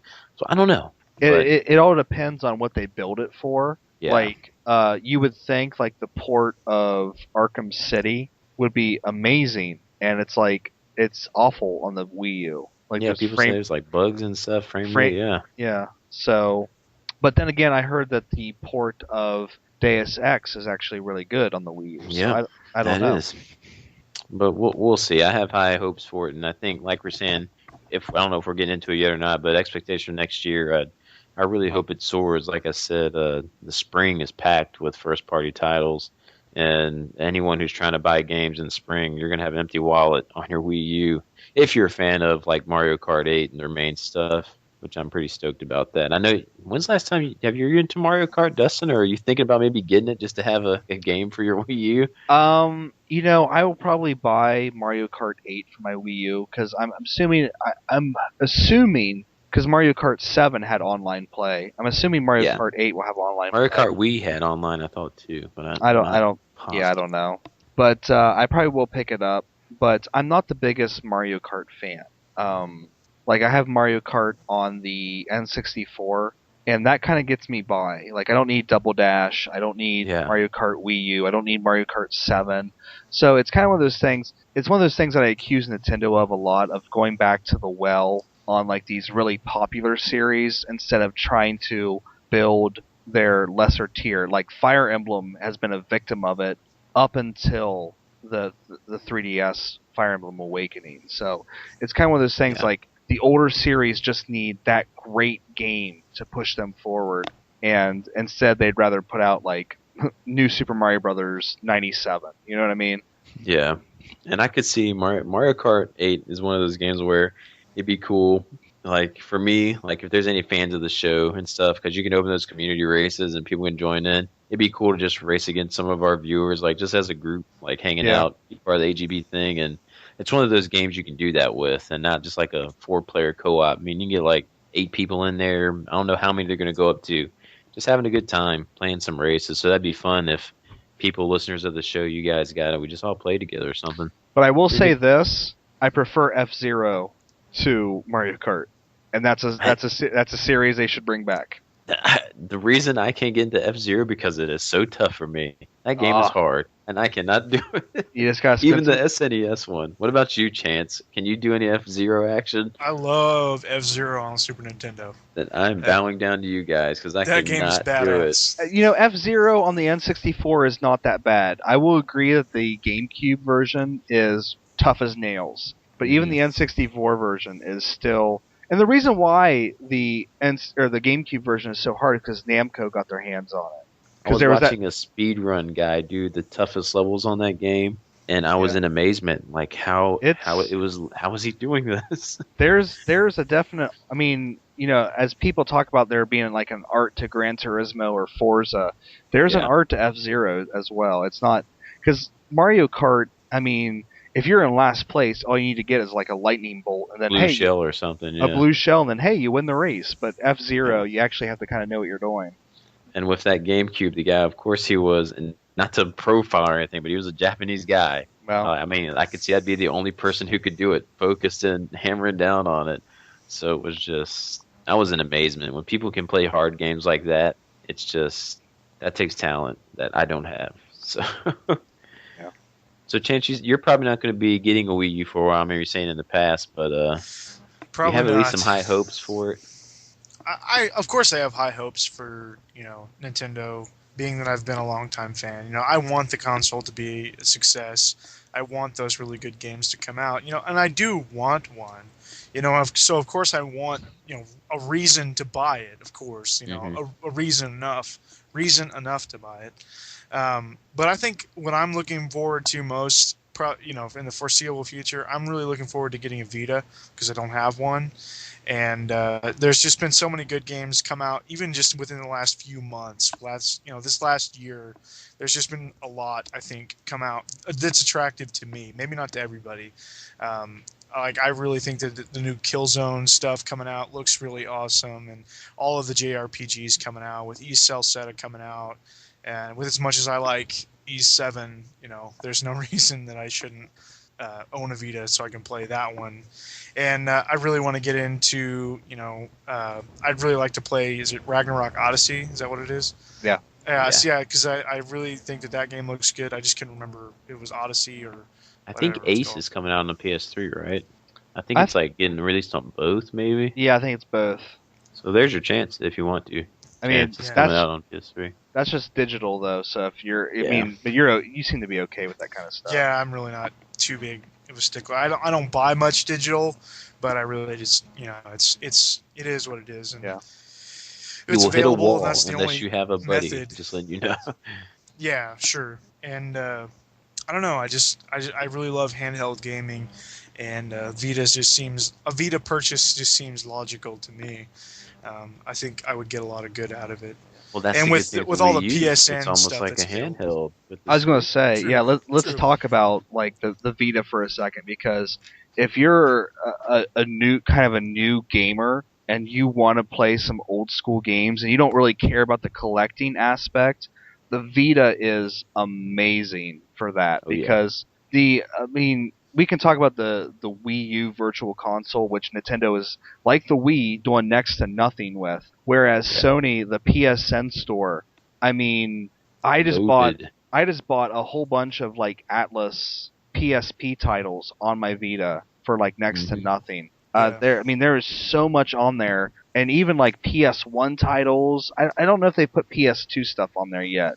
I Yeah, think they're not getting yet. ready to. I was going They're to say trying to. Yeah. the I Vita think can they're starting the PS2 classics now. yeah. Like I they're mean, just barely sticking their toes in the water, but I think it's going to happen soon. it's such a worthwhile system for like new people to come to, because you can do it on PS4 probably and PS3 as well, but there's just something about having those console games on the go that's so awesome. And the one drawback that I can see is, of course, the price of the memory cards, which I think Exactly. has been lowered. Yes, it It has been is lower lowered. than it was when it started, but they're still expensive. Yeah. So, but if you can afford the memory cards, then seriously, the sky's the limit as far as how many games are available for the Vita. Because not only do you have all of the Vita titles, which they're just ramping up now, finally starting to come out at a good clip, but then there's all these PSP games that you can get, all the PS1 games, and now the possibility of PS2 games too coming Yeah. in the future. Seriously, hundreds and hundreds of games possibly on the system, and it's just so attractive at this point to me, because And I don't care about owning physical copies of some of these more rare PS1 titles. oh Like yeah. I really don't care so much about owning PS1 titles, physically. So to get them on PSN and be able to finally experience them and play them is just so awesome. I would say to you, Chance, wait a little bit, because when they bring the Vita Slim over here, Uh-huh. that's the system you'd be up for. Okay. Does it have like Because onboard memory or something? it has I don't remember how much. I want to say it might be 4 gigs of onboard memory. I could be wrong on that. Maybe only be 1 gig. I'm not too sure. But it does have Okay. onboard memory. It's going to be a lot cheaper, and the only thing you're really sacrificing is like the OLD screen Yeah. of the Vita 1, which I don't know what the LCD screen looks like. I haven't seen comparisons yet, but I mean, Or better yet, you can hold out to one of your relatives buys a car while it comes packaged in it, and then Yeah. get it for free. well, That's the best way to get it. well, we can't all be Steven Stevens over there. Yeah, no kidding. Or Chance, you could buy a PS4 bundle with a Vita in it. Yeah, and I have thought about that too, because it reduces the price. Excuse me. Of It's the two Vita. birds with one stone. Yeah, it reduces the price of the Vita quite a bit. I think Mhm. I can't remember the exact price, but I thought it was like it ended up being like that the Vita was like only $100, and Yeah. then the cost of the PS4, Yeah. something like that. And apparently, every PS4 game is supposed to be like you can stream it to your Vita. That's what they're saying. It's going to be able to happen. I actually did that at my friend's house. I played Resogun on the Vita. It was Okay. kind of weird. It's weird though, because, and this is something else that I like about the Vita Slim, is that the touchpad on the back is smaller. So That's why I have to have a grip on this thing so I don't touch it. I always Yeah. have my grip on my Vita. because I was playing Resogun, and I have kind of long fingers, so I was I was constantly hitting L2 and R2 and setting off bombs or whatever those buttons do in Resogun. So I was like shit, So that's another cool thing about the Slim, is that it reduces that touch screen on the back size, so it's more That's one of manageable. those things. I mean, we're in the year 2013, or when did it come out? 2013, right? Or did it come out earlier this year or last year? Are you talking about the I Vita? can't remember. Yeah. I thought it came out last year. Yeah, it was Okay. 2012. I thought. You would think by then they would know. They designed that thing. People don't hold a console with their fingertips where they put the grips. What were Well, they thinking? remember, this was Just- developed by a Japanese company, and to not have like a complete racist stereotype here, but Japanese have smaller hands than we do. But there could be no way. That just seemed like such poor I know design. it's really big on the back there. It's way too big. It makes no sense. But Yeah. yeah, I'm glad they're I've doing that actually with the never held Slim. a Vita, so I do not know. Yeah, It's Well, it seems like the way they'd want you to hold it, it would seem impossible. So, yeah, it's like almost the entirety of the back of the Vita hmm with these little side nubs, you can kind of grip. put your fingers on. But like I said, I just suggested grip. You can get them for like $10. But and- I'm like moments Feels away good. from getting that awesome 3DS grip that Soft Otaku did a video on. I can't even remember what it was called. It was like a 3DS grip that made it look like a I don't know, like a controller. It was weird. Huh. Did you not see that video? Yeah, that's pretty much what this grip on my Vita is. It almost makes it feel like a DualShock almost. Yeah, and that's what this Yeah. 3DS one looked like too. And it had like a stand on it, so you could like set it down flat, or put it on the stand and hold it still and play it. I'm gonna have to look it Yeah. up. I will Dude, it say was this. awesome. I will say this though, just to kind of alleviate people's thoughts out there. PS4 games do look really good on the Vita screen. What about latency? Because you said played Resogun. Was there kind of a notice of a latency to the stream to it, or was it I didn't notice it, to be honest with you. awesome? That's awesome. Cool. Yeah. So that's another cool feature. Just like I was going to say with the Wii U, though, Chance, it's like basically having a handheld when you're using the screen for most games. Because some games maybe you're using a touch screen as just a secondary screen. But I still Like you say an play- Etrian. I still say an Etrian Odyssey for the Wii U would be amazing. Yeah, it would. but here's the scenario. I would buy a Chance, Wii U. I would buy a Wii U right now. for that game. Be an Etrian Odyssey game.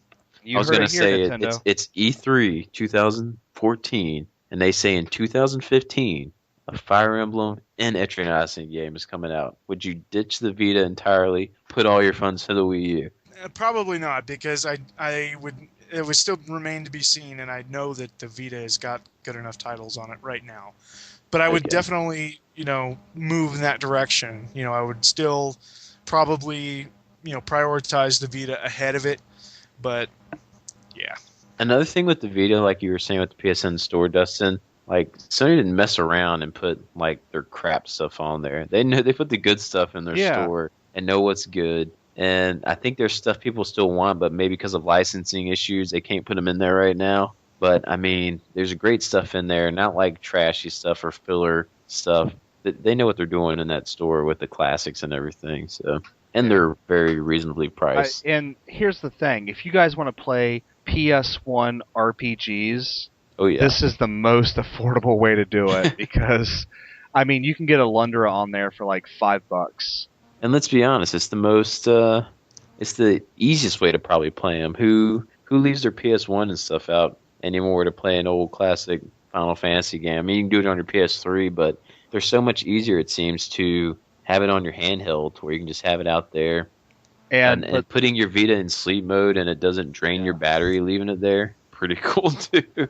I would be much Just- more likely to play a PS1 game, period, if it was on the Vita. But where they get you is the memory. That's exactly where they get you because those it's so stupid that they went to a proprietary memory card. It's just, I mean, the 3DS uses an SD card.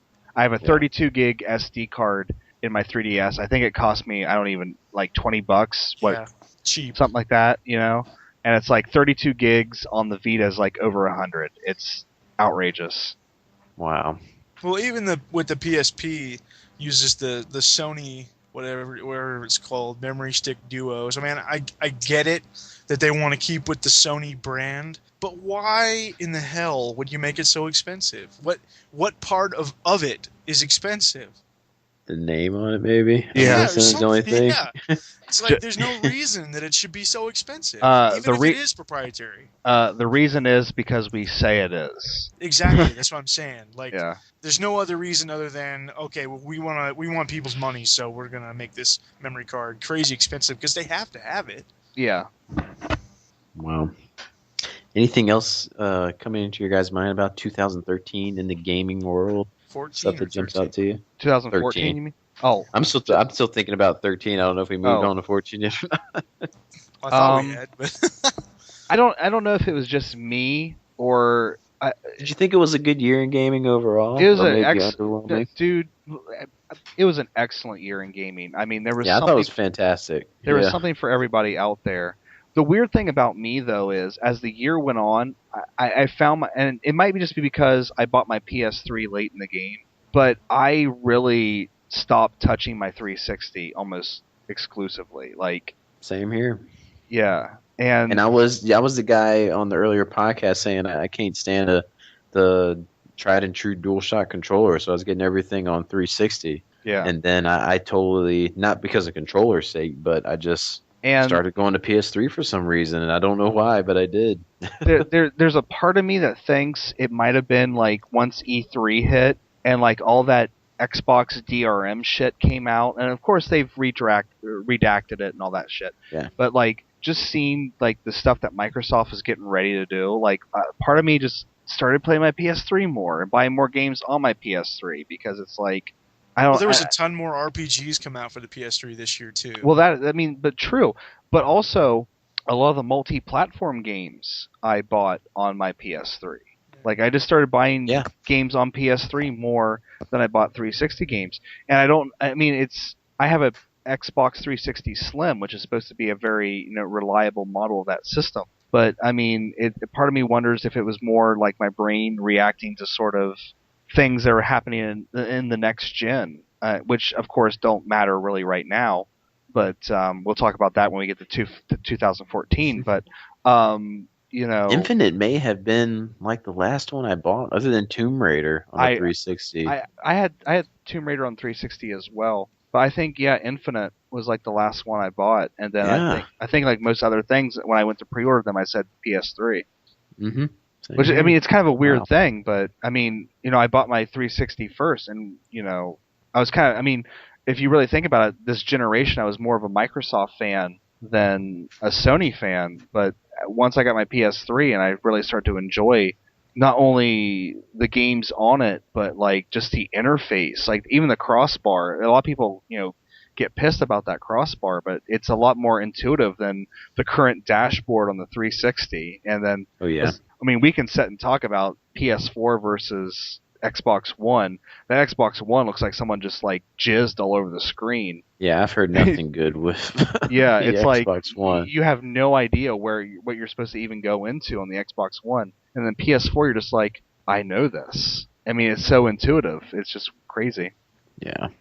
I'm trying to think if there's anything hitting my mind from 13, other than the new consoles coming out. Since I don't have any of the Yeah. PS3 or Xbox, I can't really say much on them. I will say. Go ahead, Doesn't. I was going to say 2013, and for you too, Stephen, this was the year that I officially retired my Wii. I transferred all the data off of it onto my Wii U, and that system is now setting in my entertainment center in the game room, unplugged, completely unattached to anything. And it was kind of a sad day when I did that. It was, and I was so terrified during that transfer because it said your data doesn't get recovered once I know. it goes off. So I was like, "Oh my goodness, please let Xenoblade transfer, please." I know, but it's just it still kind of strikes me as weird that console is not setting on my It little is. my with the little Pikmin jumping in and just taking off one final time, yeah. never to It's return. I guess. And I mean, with the Wii U's backwards compatibility, there's absolutely no reason to boot up that system again, and there's no real reason to trade it in because it's not worth anything. Yeah, like, So- I think GameStop will give you like $20 or something. Yeah. Like that for it. Yeah. So it's kind of like this little it's like this little gravestone in my entertainment center, and it's kind of a sad thing to think of that Unless your GameCube craps out, which I think a Wii would crap out before your GameCube. Actually, you really have. Well, here's the Okay. thing though, I'll be using that GameCube. You know what I mean? Like, because Yeah. my Wii U you won't got that play. player on it and stuff. So I have the GameCube player, and the Wii is no longer hooked up. So to play GameCube games, I have to play it on my GameCube. So that GameCube's going to get more action. So it might Yeah. crap out, and then of My course, GameCube gets action just because of the Game Boy player. on it. yeah. I Yeah. play that more than I play GameCube games. But even personally. that spins the laser, and it has to read off that disc. Right. So Yeah, true. it can still wear that laser out. So there's a good chance that GameCube will crap out before that Wii will. So I mean, the game. All the years I had a GameCube, I've never actually had to replace one. I had to replace my Wii within the first Yeah. year. So just Well- the new stuff this year comes out, never holds up. I don't know. well, why. things were made better back in the day. Yeah, My what? Let me see. I'm 31, so my 24-year-old NES is still kicking like a champ. Awesome. Yeah. But yeah, the Wii that is sad. Not you mentioned that because I did the transfer yesterday, and because that's when I looked at Xenoblade on the screen, and that was somber because I was thinking about it. Well, I need this and I have the cords unplugged in a box, and the Wii U sitting here ready to get packed away. Because I don't need it to be out. That is sad. And Wow. that's one of the few systems you can say that about. Because I mean, I still have my PS2 hooked up. I still have my my PS1's not hooked up, but I can still break it out and hook it up with relative ease. My original Xbox is still kind of hooked up. And it's kind of strange that the Wii is completely null and void. Yeah, it doesn't need to be there. Which kind of begs the question: when you get a PS4 or an Xbox One, will you keep your 360 hooked up? Are they backwards compatible? No, absolutely. No. Neither one of them are. Well, then absolutely I would. Yeah. Well, would you keep it actually hooked up, or would it be unhooked? Because you can hook up both those systems with relative ease. Well, I'll probably put Yeah. it up here in the game room and Yeah. put the new one downstairs in the living room. Yeah, That it's would not like probably be the only it's difference. not like the Wii where you have like 14 cables coming out of the back because of the sensor Exactly. bar and everything. Yeah. So Well, I heard the Xbox One has quite the amount of cables, right? I don't know. You experienced it. I experienced a setup of that system, and let me tell you what, it is a fucking nightmare. Wow. Yeah. Like So there you go. my friend- 2013 nightmare setup of Xbox. Yeah, my friend Ernie is more tech savvy than I am, and it was like it took forever, and we'll talk about that. Well, then let's wrap up 13 then, since we can't really think of much else to say. What for a final thing? What do you think would be your headline for 2013 then? Your biggest headline. If you could not find something to play and love in 2013, you are not a gamer, because they literally hit every base. They touched on every genre. There is an amazing game, probably 5 amazing games for every genre out there to really sink your teeth into. So, if you couldn't find anything to play in 2013, you are not a human being. I think my headline would be, because this was an exciting year. I mean, Yeah. it's not every year we get console releases, you guys. Like, I mean, we had a head-to-head battle this year. That was really cool. But I wasn't a part of it because I didn't get either one of them. But it was fun sitting there watching the conference with you guys, getting our reactions. When PS3 was taking shots, we hadn't seen that since the Sega days back with Nintendo. But for my main headline, I think I would probably say Nintendo what Nintendo don't, as far as they do great with the 3DS this year, Yeah. but they're not doing good with their Wii U. And hopefully, because I really want Nintendo to do good when it moves into next year, that the Wii U soars. But that would be my headline, so to say, from 2013. Nintendo are growers, not showers. There you go. Yeah. And with Reggie teasing us with a Samus pin at Oh. that reward show and not saying anything, Oh. because you if know I- they're working on it. Then they got to be working on something, but they're not saying it. If I met Reggie in real life, I would punch him in the face. I don't understand. I People probably want. I Go would ahead, probably just punch him right in the face. You I'm corporate, all. you corporate hack, and just nail him. It was the same. This is like the Godzilla trailer. We're like, why did they pull it off? Because it would have built hype. Not the trailer, the proof of concept. Yeah. Yeah. And then here's Reggie wearing this pin. People are Yeah. wondering where the games are at for your system. Yeah. And I mean, you're wearing this pin. Just tell us we're working on this. You don't need to show me anything, but just walk. let me know. It's Just walk happening. up and slap him in the face and say, "No one cares about Donkey Kong Tropical Freeze. What's that Metroid pen mean?" What is? Who cares about Cranky? Just show us. Just tell us, reassure us that it's coming. I mean, I guess in a way the pin means reassurance, maybe, but you just would like to hear it. I don't know why companies feel they need to do that. If it'll push consoles for them, why would they want to hold the info back? I will never understand it. I'm going to tell you right now, if I didn't have a Wii U, and Reggie said, "Hey, we have a Metroid game in development," and that's all he said, that'd be enough. Yeah. That would be enough. Anyways, Chance, do you have any type of headline or what will be your takeaway from the year? Show me the DSU. There you go. Yes, you. The Or Nintendo Nintendo. DSU. Show it to me. A DS player for the Wii U. It'd make total sense. I would buy it. I would buy it. I second that. Dustin thirds it. You both own it, so. Yep. All right, so moving into 2014. What is our main hype of 2013? What do we want or 14? What are we looking forward to? I think it's Show want me Wii U the doing DSU. good. I want the Wii U to do good, and I have a feeling it will because we know a lot of the spring lineup, but fall we know nothing about. So they could hit us with some nice heavy hitters in fall. X hopefully sometime. What's everyone's biggest thing in 2014? What are you hoping to see? Who wants to go first? Well, with Carmack leaving id Software, Here we go. Here we go. Which is kind of Gonna go pee. it's it's a little bittersweet. It's like I know that he wasn't like really involved in development for the past several games, and with Wolfenstein New Order getting delayed, I really have no hopes anymore for a Doom 4. I really want one, but I don't know. id Software. I thought that was already being worked on. I was going to say, I thought that was in development. I had never actually seen anything ironclad. I had always just heard that, but I'd never like really seen any proof. Okay, here's what we're working on, that kind of thing. If it happens, I'll be stoked. I'll buy it in a heartbeat. Hopefully, it comes out on one of the last gen consoles because I'm cheap and I don't want to buy one of the new ones yet.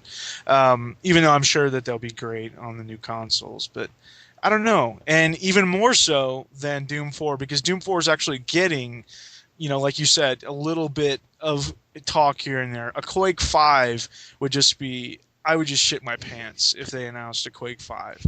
It ain't going to happen because Quake 4 did not sell well. So you're like one of the 6 people who liked Quake 4. So oh my you're gonna have god, to I band love together. that game. Quake 4 is awesome.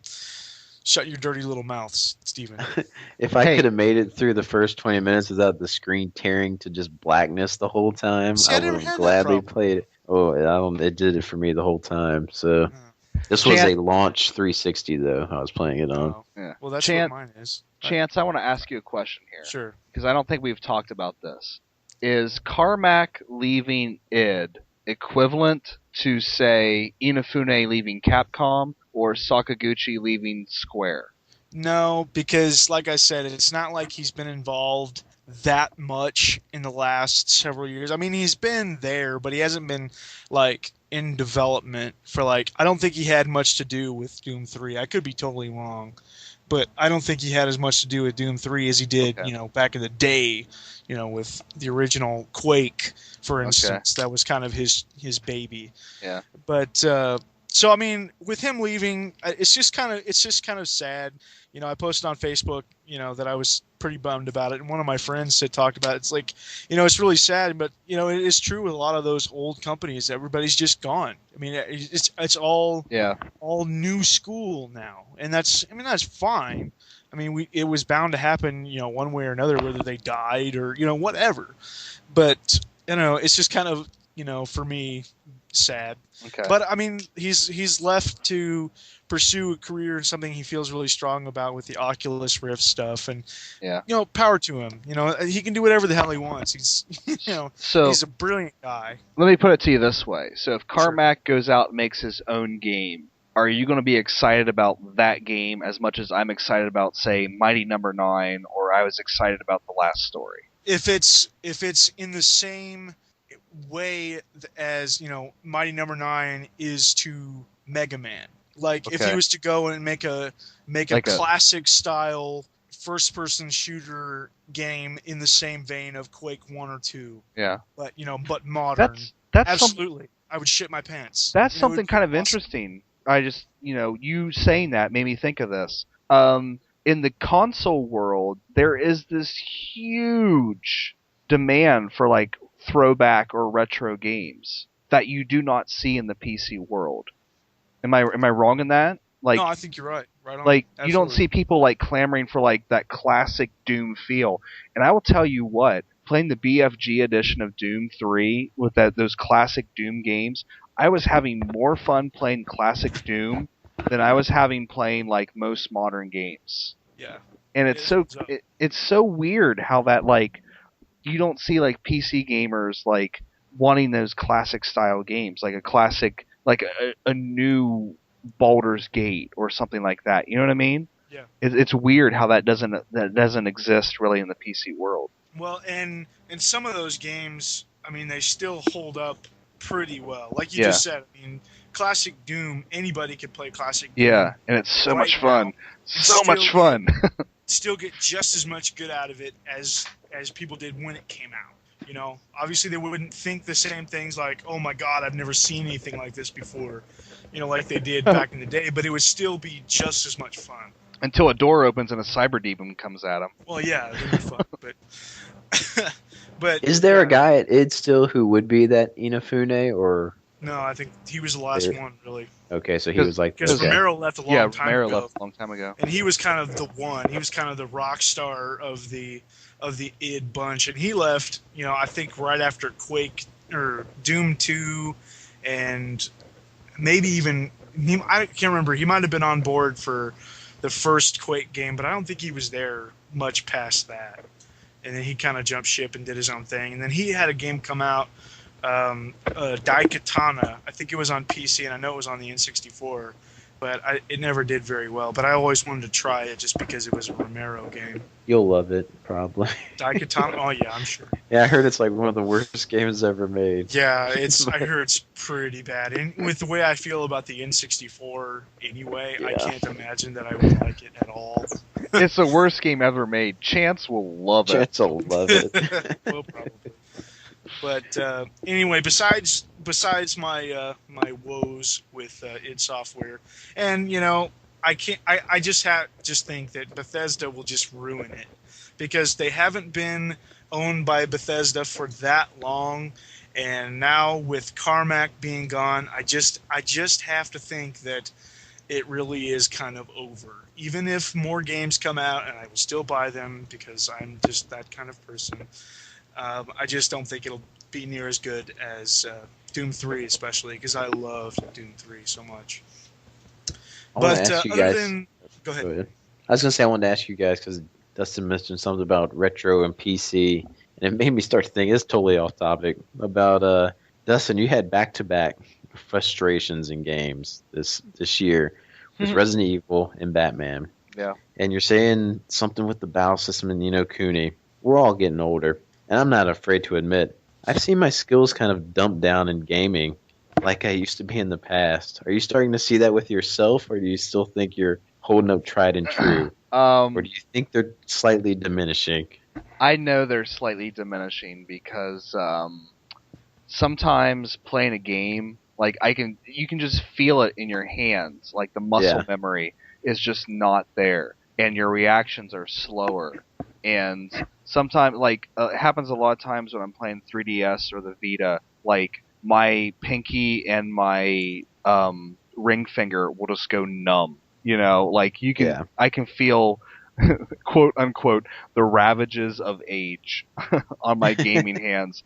And I'm not going to lie to you, this generation is probably going to be the generation that has the most arthritis in the hands. I mean, I can just be sitting there, like, flicking through Pinterest on my phone, and my thumb just feels like I've lifted a 50-pound brick, you know what I mean? Dang. Yeah. It was just sad because I realized because like Chance, I was a bigger Call of Duty player back in the day, and he might know more than you, Dustin. But back in the day, I think it was Call of Duty 2, or maybe it was Call of Duty Modern Warfare 2. I had like a 2.67 kill death ratio in that, and that's pretty good standards for that game back in the day. And today I have Battlefield 4 now. I'm barely able to hold a 1 kill death ratio and keep up with these kids these days. And I'm like, man, my skills are falling off. I got Mario for the Wii U, and I actually kind of died in the first couple levels, like losing lives. I'm like, I'm not used to this. I mean, Yep. Mario, I used to be able to like fly through at least the first few lands, okay, but I'm starting to die in some of the first beginning levels. Like something's happening to me, and my gaming skills are starting to. I'm still holding strong in East though, Yeah. but just certain Well, games are starting to get to me. the thing with me is Street Fighter, because man, like Street Fighter 2 Turbo and Street Fighter Alpha 3. I mean, like if I went to a fighting game competition, I would do kind of middle of the road, but around my friends, I was like really fucking good at Street Fighter. Yeah. You know what I mean? And like if I put in Street Fighter 4 right now, I can literally tell you I can see the difference. And it's not just the different like parrying systems and things like that. Mhm. Like I can tell that my reaction time is a lot slower than it used to be with those games. So that's a It's great weird. that's Yeah. a great Sorry. Go ahead. that's the great thing about being an RPG player is that these are the There types you of go. games you can continue on through life. And like Street Fighter, I'm going to tell you right now, my hands. Because look, I used to be like one of those angry teenagers, and I punched a few walls in my day. And if I literally feel my knuckle and my pinky finger between my left and my right hand, I can feel a vast difference. So Yeah. I know I've done some damage to my hands over the years, and I can tell you right now, my reaction times are a lot worse than what they used to be. It's so weird though, because just a year ago, not even that long ago, at the beginning of this year, like I play with Chance, Halo 4, I was on it all the time, and Chance could probably back me up. I was pretty good at Halo 4, right? Yeah, I was, definitely. I was pretty beast at that game. And then not even a year later, I'm like just sucking it up in online games with the shooter again. Maybe it's just a different game type. I don't know. But I mean, I was awesome in that, and I'm like, man, I've changed this much in a year because I am Well, playing Halo's more kind of its RPGs and own stuff. thing. Yeah, I mean, you can't really compare Halo to like Battlefield or Call of Duty because they yeah, are really different. Like they the are. way you play. But it was an awakening moment discovering this year because I've seen it this year more than any. So it's good to hear I'm not the only one. Chance, but you're the young one, Chance of the group. You probably haven't seen any changes at Youngin. all, have you? No, not really. Yeah, gloat But about it's it. but it's not not that it's not there. Yeah, I don't know. I've played more games in the last couple of years than in past years. So I feel like maybe I'm just kind of ramping up at this point. Not saying that I'll get any better than I am, but I would say I don't play a lot of like really fast paced games other than first person shooters, but anymore I really don't play online as much anymore. I mean a little bit yeah, here and there, but I find myself being completely overwhelmed. Like on Call of Duty Ghosts, I played a little bit of the actual multiplayer, and I was just getting slaughtered. So I was like, you know what, this is not even fun. Screw it. I'm just gonna go do something else. So I would play the newly added squads mode, where you could actually play with other people on Xbox Live, but they were just on your team, and you were just playing against AI. And you could set it to any difficulty that you wanted to. So you could play on a slightly lower difficulty. So you felt like you were actually, succeeding at something and having a little fun, working together with some teammates, and then not just feel like, oh my God, this is so hard to keep up with the pace and play against a bunch of these really overly competitive assholes. So I just enjoyed, playing the squads, with a little bit easier and having way more fun than I would have yeah. with just being frustrated. Now Halo, on the other hand, when Halo 4 came out, I played a ton of multiplayer Halo 4, and I loved it. And I can guarantee you, when Titanfall comes out, I'm going to be playing some multiplayer Titanfall, because that game looks awesome. Oh yeah. But I think me and Dustin might have the perfect example when I came to your house, man. We played some classic games, some Ninja Turtles, some Contra, and we kind of did in Life Force. We made it hardly nowhere. But maybe if you put a controller in our hand 10 years ago, maybe we might have been a lot better at some of. I mean, we beat Teenage Mutant Ninja Turtles fine, but Yeah.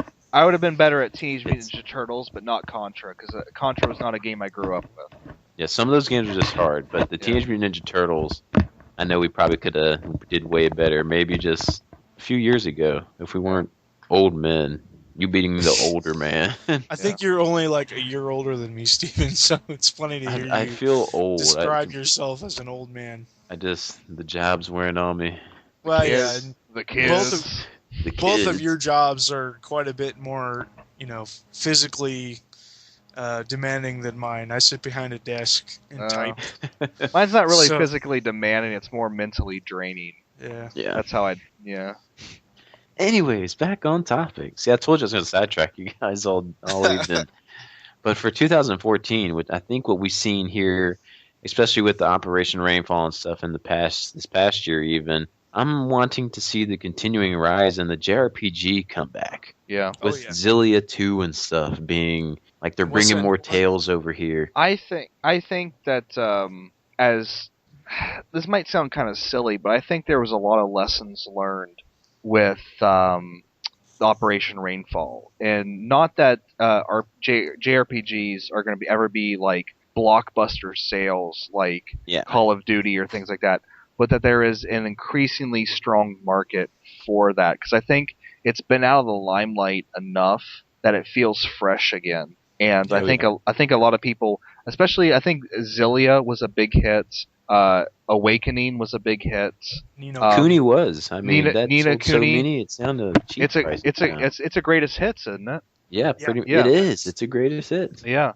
So I think as long as these Japanese companies continue to put out really high quality JRPGs and not, because there's kind of a how do I put this? There's kind of a stigma with NIS RPGs. Yeah.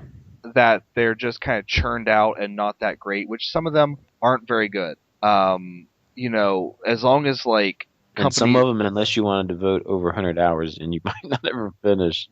Or at least with this guy, the stuff I hear with this. Yeah. So there is still kind of a niche aspect to it, but if they churn out these really high quality ones like the Tales or the Ni no Kunis or the Xeno games, after Xenoblade. Anything with the word Xeno in it, I think Xeno has finally hit like mainstream status. Yeah.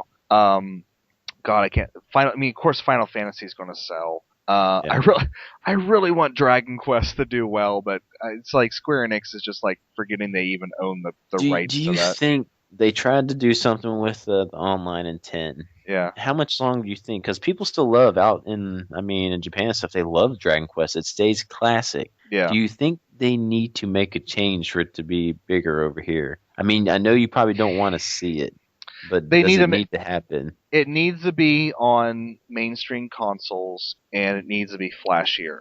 That's never been Dragon Quest's strong suit, except for Dragon Quest VIII. I think Dragon Quest VIII hit it perfectly. Classic Dragon Quest gameplay with amazing flashy graphics. Because if the gameplay stands still, because some people the people are growing tired of just a classic turn-based. What do you think could hook an audience if it's keeping that classic system? You think just graphics, or do you think there has to be some kind of like gameplay system where it's more of a? That's the thing. Like I feel like Final Fantasy pushes the envelope so much that you have to have a Dragon Quest to keep balance it or something. To balance it, yeah. Because if you want the flashiness, you're going to go to Final Fantasy. But if you want that classic feel of what a JRPG, what I view a JRPG should feel like, then you have Dragon Quest there. And, that's the thing. Dragon Quest will never be the blockbuster. It's never going to, except for Japan. Japan, they go fucking nuts for it. But over here in the West, Dragon Quest is never going to be the blockbuster. But it's going to be the solid title in your library that people are going to respect you for. And in some respects, that is kind of almost just as important as huge sales. And I feel like these huge companies kind of forget that. I'm going to say because Final Fantasy 15 is looking kind of sexy. So that's the thing. Final Fantasy 15 will look amazing. Dragon Quest 11 will not look amazing, but you'll play it and you'll still love it. And if any signs of 10, you might not get to see 11. At least if it's another MMO. But if it's a That's standalone, maybe. something that they really need to stop doing. If they make an online game, that's fine. Make it Final Fantasy 11 should have been Final Fantasy Online. Well, here, would you Final like to Fantasy see 14 should 10 have been released Final this year? Fantasy Online 2. What if Dragon Quest 10 gets released this year? You going in? Would you I'll, like to see that happen, or are you kind of like, I don't care if it happens now? I'll buy it and 'Cause you got to tip your toes in the water of an MMO. So, I'll buy it and I'll play it, but it's not going to be one of those games that it's not going to be like, Dragon Quest 3. It's not going to be a game that I think about. You know what I mean? It's weird how like the MMO thing just kind of ruins it for me. Okay. In some respects, like that's not what Dragon Quest is. Dragon Quest is not an online game, and even Final Fantasy. I mean, Final Fantasy 11 and 14. That's great. They're not really Final Fantasy games. Yeah. You know what I mean? It's not real. I mean, it has aspects of those worlds, but it's not really that game. Like, to me, Dragon Quest and Final Fantasy are and will always be a single player experience. And for more clarification on what I was saying I want to see the continuing rise. I'd like to see an even bigger rise. And I love getting our handheld RPGs because they're some of the best. But I need to see some more rising in the console RPG. Yeah. I want to see it happen. Show us what you can do. I know we saw Xenoblade on a Wii do incredible things. You have PS4s, Wii U's, and Xbox Ones at your disposal now. Just bring it to us. What kind of huge open worlds with JRPG things could you make for us? I mean, I'm ready. I'm Reggie. My body is ready. I would. And like that game we were showing you about, No Man's Land. That's going to be huge. No Man's Sky. No Man's Sky, yes. Yeah. I mean, it seems that's the type of stuff. Come on, people. JRPG, let's make it rise console. As long as it all works, because that's a very ambitious project for the amount of people that's on that team. I think isn't it like a 4-man team? Yeah, it's pretty small. It's the Joe Danger squad. Yeah. And it's, from what they're saying, it would be huge if it works. I would, going back to kind of 2013, I would almost argue, not even 2013, but just last gen, I'd almost argue that Xenoblade was one of the most sort of astounding technical achievements when you think about the size of the Wii U optical disc and what it can hold, and the power of the Wii optical disc and the power of the Wii, and just the size of those environments. And I know it wasn't HD, but I mean, not even Skyrim was that big. I have no idea how they were able to do it. I mean, when I'm used to getting 3 discs for a game like Lost Odyssey on my 360, I don't know how that DVD got so much out of it on a Wii. It boggles me. I don't know how it did it. Yeah. Of course, it had some slowdown here and there, but it still did the game. But still, when you want, like, the place I think about is like outside of Colony 6, that huge like open field, and it has like the huge like caves that go over. It's just like it goes on forever. I forget the forest there, Sananka Forest. I don't know. There's so many places, but you could be on a cliff overlooking a lake, and in the background there's mountains, and you could go to those mountains. You got I'm thinking Bionis, is that? I'm thinking of different terms. I think I'm getting games mixed up. There's the Bionis and the Mechonis. Yes, the things you're on, you see them in the background and stuff, and I don't know how it did it. It's like I said, Chance. I'm so jealous she gets to experience that game eventually for the first time. Eventually. Yeah. But we're talking about 2014. So I'm looking forward to that. Yeah, looking for that in 14. I don't like, as far as games, Destiny is one of the big ones. Yeah. So I know that's something I'm really looking forward to. But like I said, you're getting your PS4 hopefully around that time, Dustin. Well, I don't know if I'm gonna be on PS4 yet or not with that. Destiny comes out in September. Oh, it got pushed back. I thought it was March or something. I thought it was. I think I read somewhere they finally announced it was going to be September. Okay. So I'm still planning on picking up my PS3 spring, early summer. But the thing that kind of sucks about this, and this is kind of what it just kind of irks me that it's like this. Like, Steven, you and I are probably going to pick up a PS4. Yeah. Chance, I feel like, is going to go Xbox One. And I feel like we won't be able to play Destiny together because there won't be cross, you know what I mean, cross-platform online. And Will it be at that's least cross system maybe? Because he has his PS3. I is wonder if that's gonna work. is Yeah, it's gonna be Destiny on PS3. is it going to be on PS3? Yeah, it's gonna be on everything pretty much, except Wii and Nintendo stuff. Well, of course. Uh, well, that might be interesting. We'll have to see there. But So if that's that would work, there's still a chance that's for something I chance. that's something I really wish they'd get rid of. I really wish like Xbox One players could play with PS4 players because honestly, when you get down to the hardware of those systems, they're not that different. And even the PS3 and the Xbox One, Yeah. it's not that different. So I don't understand why they just don't allow that. I And think that it all boils down to is they'd have to share a server somewhere, and like we're not gonna share with you guys. oh my This God, is our server. wouldn't that be terrible to have some kind of communication between the two servers?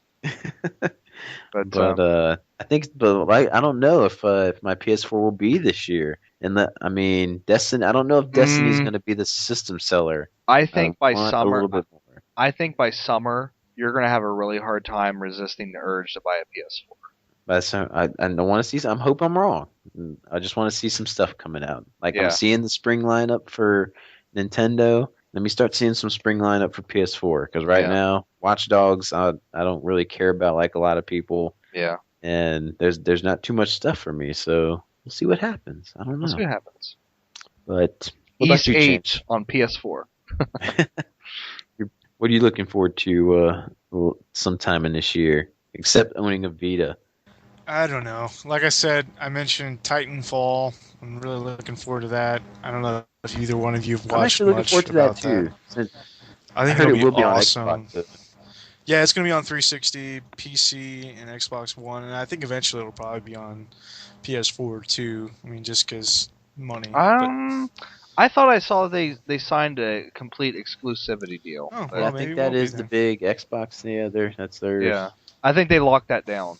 Oh well, I mean that's cool too. I mean, because it is going to be on 360, so I Yeah. mean, PS4 owners, if they have a 360, will still be able to check it out, or on PC. It just looks really awesome, and it looks a lot similar to Call of Duty and slash Battlefield in some ways, but also a little bit of Halo in it too.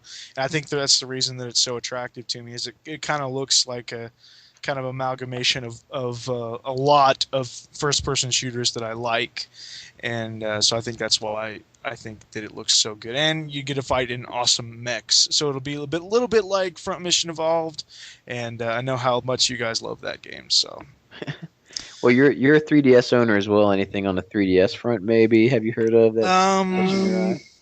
I haven't honestly. I haven't been paying that close of attention. Um, Yoshi's Island 2? no, not so Not much. feeling it. I'm just not. I mean, as much as I love Mario and even Zelda, I'm just not that big of a fanatic of first-party Nintendo stuff. I don't know why. I just not. I mean, I love Zelda, I love Mario, but I'm not like salivating over the games that have come out so far. I think Mario 3D Land or World, whatever the new one is called, looks amazing. Like I really would like to have a Wii U so I could play that because it looks like a lot of fun. But don't hate me for saying this because I do believe you both. But I do want to play Link Between Worlds, but I'm just not as stoked about it. And maybe it's because I haven't played it yet. And maybe when I get it, I will be right on board, and right there with you guys. But I don't know. I just it just doesn't like I'm not freaking out about it, But Yeah. I don't like think I said, I don't think none of us were when it was Yeah. getting released. No one It's freaked really- out. No one freaked out about it until they started playing it. that's what I'm Yeah. saying. Like I could at the outside looking in, I just don't get it yet.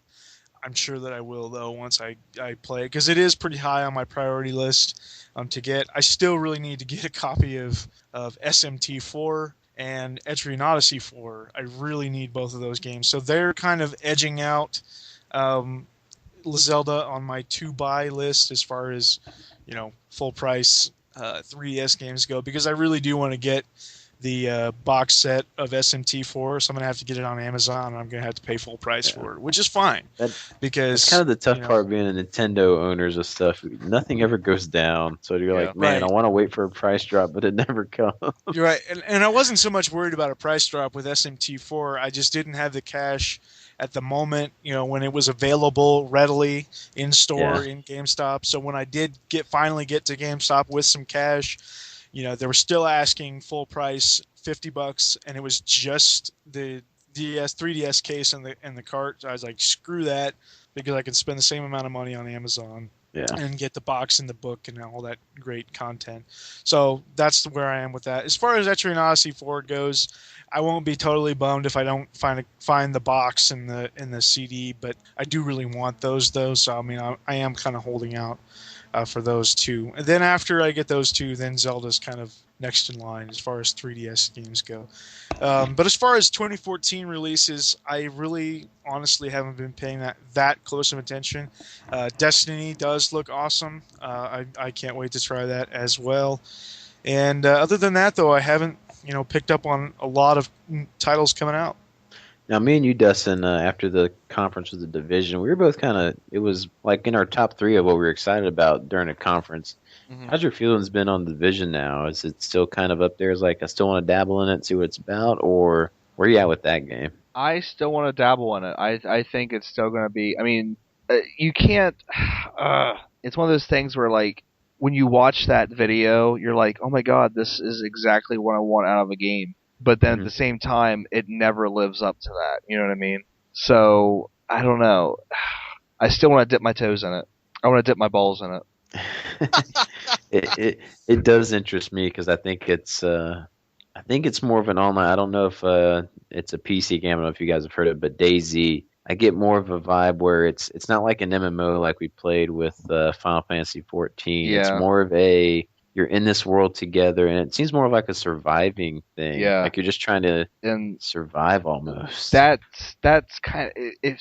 Because Final Fantasy 14, in a lot of respects, it felt like a single player game that you just happen to play with friends every now and then. Yeah. Whereas the Division seems something more like this can only exist online. Yeah. Yeah. So that does seem intriguing. But man, now I'm thinking we were talking about. You said you had those Vita games. What was it? The Conceptions coming out? What was it? Do you remember the other one you had pre-ordered? Or did you say? I can't say the title. It's like Danganronpa or something like that. Oh yeah. I remember Yeah. talking about that. Yeah. Other than that though, because you guys are saying like the Vita's starting to get some steam. I can't really think of anything, man, that the Vita's getting. Well, that's coming out. I mean, that's the thing. Like, I look at my Vita library, and there's solid. I mean, there's solid titles there, and judging by what's there, I mean, it's not AAA stuff. You're not gonna find like, Call of Duty on there and that kind of, the crazy stuff that you'd find on like the consoles. But if you're if you're a true gamer, then there's something on there for you. And it might be, like the Need for Seed. See, here we go. I'm starting to lose my shit. The Need for Speed Most Wanted on the Vita. Maybe it's not as great as the console port, but there you go. Which I'm proud to say that is one of the games I beat this year. I just don't ever do any discussions anymore, but I finished that one. I was proud of that. Yeah. But there's something like you said from either that or a Gravity Rush or there's a Dragon's Crown for the fighters. I mean, there is something for people, and they got the crossovers with. I mean, you got your Street Fighters, your Mortal Kombat's, you got your first-person shooters. So there's stuff there. Yeah.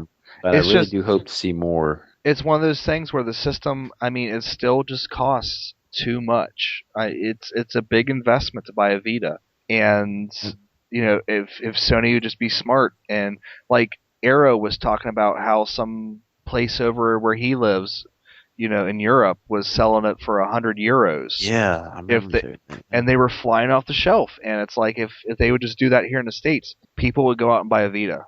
Yeah, and just make up with it in the software market. Yeah, just make money back that way. Because I didn't understand. That really started clicking with me recently where, I mean, we're seeing the 3DS, it's picking up in Steam and making good sales. But I can understand now why companies, when they're looking at the Vita, well, that's only got 5 million units out there. Why would I want to make a game for that Yep. when I can make it for 3DS that has almost And 40 million out there? and that's the thing. Everyone started laughing when Nintendo announced the 2DS. Look at how many fucking 2DSs they sold. Exactly. I mean, it's they're Nintendo's. We all think that they're stupid when they announce stuff, and then they prove us fucking wrong. That's the That's crazy thing. that's something why I'm keeping hope for, like I said, the Wii U this year and stuff. I think it'll do great because Nintendo's got money out the wazoo, so they can Yeah, still keep pumping out their first party. they got that And sweet, sweet Pokemon yeah, cash. They can do whatever they want. and I think honestly, their first party, if it is only good first party stuff on the Wii U, that's still enough for me with the Yeah. Zelda stuff. So let me think. Anything else with? Because I don't know what the PS4 and stuff has coming. Because maybe it's just too early to know anything. But It's kind of too early, but yeah, it's coming. That's the yeah. thing. Because And as far as even the the PS3 had kind of a shitty launch and ooh, a shitty first couple of historic years. bad, yeah, But now here we are at the end of the life cycle, and the PS3 is kind of neck and neck with the Xbox. oh yeah, they're like pretty much identical. And right now, from what I've heard, like I guess the one and PS4 are kind of side by side. I'm kind of shocked by that. I I'm mean, not. I mean, it makes sense. you 'Cause know, the people over here in the States are gonna suck to Yeah. that Xbox One, Yeah, which there's they have all the right to. So there is a very big because I mean, look, Microsoft did it right this generation. They didn't mhm. they're not doing it so much right for the next generation, but they're doing it right this generation. And that Xbox has a lot of clout, and a lot of people are sticking to that. But it doesn't make it makes sense because when you look at the PS4 pre-books, they were out pre-booking Microsoft like 9-1. Yeah, So if a parent goes into a store and says, "I'd like to get a PS4 for my son, please," and they go, "Well, we're all booked out, we're but we have sold out. Yeah, but we have Xbox Ones," they'll go, "Okay, that's fine." yeah. So it makes sense because like look, if I couldn't go in, well, no, I shouldn't say that because I wouldn't. I'm not going to buy a Xbox One until they really fix some of the shit they're doing with it. Do you Um, think there would be a controller redesign for Xbox One this year? No, because look, the Xbox One controller is actually pretty good, except for that bumper. That bumper is really bad. Yeah. That it's really because you have to shift your entire hand on the controller to hit that And top. can you not plug a 360 in it and it work? Did y'all try to do that? We See didn't if it try. maybe it did. No, we didn't even try that because we're stupid. Okay. But I mean, Just curious. I was sitting there with a DualShock 3, a DualShock 4, and 360 and a One controller, and the 360 controller just feels more comfortable in my hand. Yeah. Now, there's innovations on the One controller that I like. I like those triggers. I like the fact that they have feedback in the triggers. That's really, for a racing game, you have Mhm. no idea how much that changes a racing game. Like, that is insane how much that changes a racing game. But you'd Um, probably say though, PS4 could be like the best controller right now, or would you put like a 360 above it? no, the PS4 I feel is When I because held it at the store, it felt like perfection. So, it's if it's not perfection, it's pretty damn close. I mean, yeah. if they do another DualShock with the force feedback, if the force feedback triggers really take off, I could see Mhm. Sony mimicking that later on, and maybe that would be perfection, especially for certain Cool. types of games. But that PS4 controller just melts into your hand It was beautiful. in a way that I mean, it looks kind of stupid with those like the grips going straight down, but when Mhm. you hold that and It works. your Yeah. middle through pinky just wraps around it, you're like, holy crap! And like the One controller, it felt kind of slippery in my hands. Like I didn't have like the grip on it that I had on the PS4 controller. Yeah. So, and even I felt the sticks were a lot better than the Xbox One. You kind of have to shift. You kind of have to rethink how you put your thumb on a control stick with the Xbox One because it's weird because Interesting. the grips are around the side and like it's indented. So the indent on the controller is actually on the stick is actually kind of slippery with the grips around the side. So you kind of have to rethink how you put your thumb on it. Whereas the PS4, you just put your thumb on it and it feels right. I'm Now, experiencing with controller thing because you said slippery thumbstick. I yeah, had I like playing my PC games with a wired 360 controller, yeah, and mine got a short in it and busted. So I went out and bought a like knockoff. It was like a rock candy. You've probably seen them around. yeah, Controller, and it was only $20. I was like, okay. So I plug it in, and like you immediately realize why it's $20 because I yeah. put my fingers on the thumbstick, and the whole thumbstick is plastic. So my fingers are sliding everywhere on these thumbsticks. Never will I take for granted like the grippiness of a thumbstick of a official thumb pad. Right. Now, that being said, after you get like used to the new one controller, that thumbstick might be amazing. But I'm Yeah, just saying, in the initial putting your thumbs on it, it does feel different to the point that it feels weird. yeah. So, Now I think something that is another game coming out earlier in the year, which I think we're pretty cool, excited about, was Bravely Default. yep. I'm pretty excited about that one, and I was pretty cool, excited about the announcement about the demo being released, which is pretty much a standalone like part of the game that you won't get in the game that you can like just finish. I thought that was a pretty cool idea for Nintendo putting out to kind of get you used to the gameplay and style. I thought that was a pretty cool thing, like Yeah. giving people a free demo. It's not really the game, but it is, and it's That's something I always kind of thought about, like with movie trailers. Because when you go Mhm. see a movie trailer, you kind of almost see like the greatest hits of the movie, except for like yeah, the in the big trailer. plot twist. But it would always be and it'd be interesting.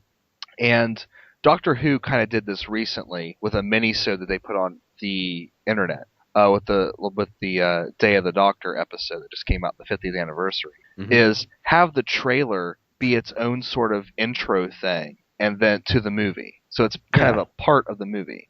And what they're doing with Bravely Default is fucking brilliant. yeah. That's You I know? don't know this whole deal with the microtransaction thing. I don't know if that's causing a stir, but I hear you, it doesn't matter at all. Like you don't really need it at all. Do Yeah. you know anything about that at least? Microtransactions on Bravely Default. Yeah, apparently there's a potion in the game that they say it during the direct, but I didn't really understand it. Arrow knows all about it, so we might need to ask him. But Reggie says in it that this potion helps with something, but you don't need it at all in the game.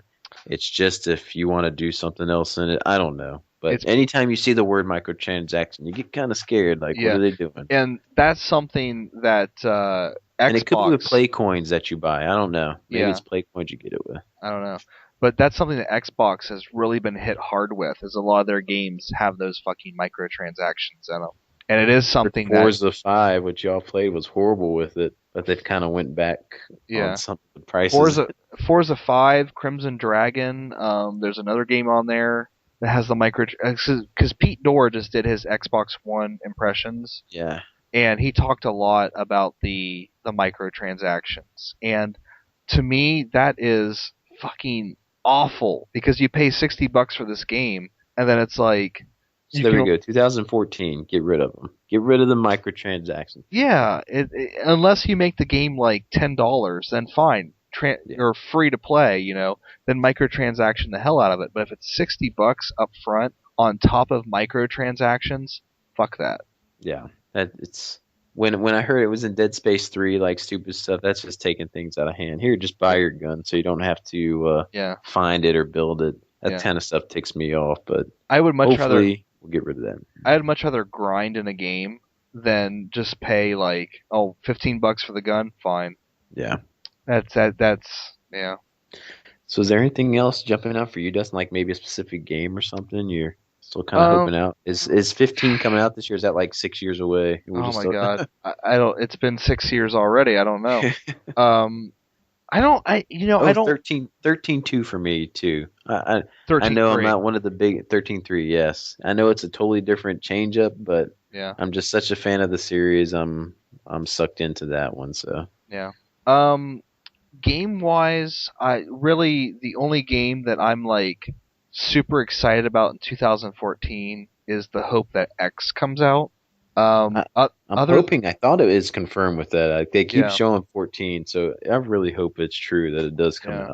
out. Other than that, game wise, we are getting second chapter of Trails in the Sky this Ooh, year. Yeah. Oh yeah.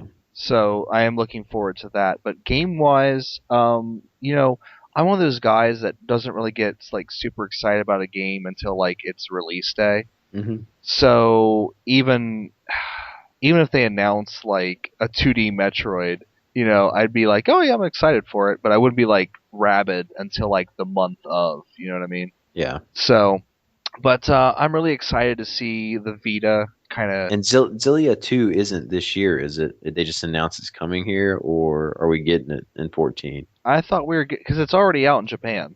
I Okay, well, thought I thought we were getting it later in 14. I'll be Did looking they forward to announce that another as one well. too? What? Like Yeah, they Oh, did. They did. Tales Zestria?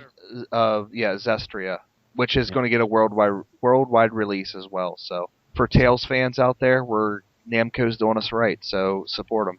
Except for the handhelds, like all the handheld Tales, we want those as well, Namco. So come on. Which if Sony would lower the price of the Vita, we'd get them no problem because that's what they're waiting on, the Vita numbers to get up.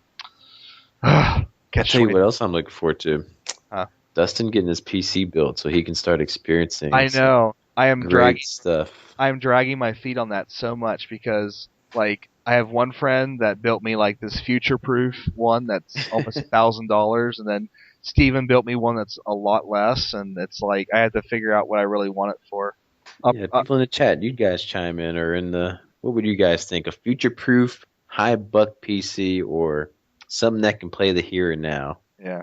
and maybe some games from next year. Maybe. I guess I should point out that I'm not a big like AAA title person, so most of Yeah. the stuff that comes out on PC would be kind of useless to me anyway. So I mostly want it for I like just think there are some great indie games there you Yeah. might really like. So. those great indie games that maybe push the limit. I don't know, Hmm. but I'm looking forward to the Vita really kind of coming into its own. I think 2014 might be the year. It might be like 2013 for the 3DS. You know, it might be finally the year that Sony figures out what to do with it. I'm looking forward to Nintendo hopefully figuring out what to do with the Wii U. I think that's a system that really needs to get its due. It's a well-built system. It's the these companies are looking at the.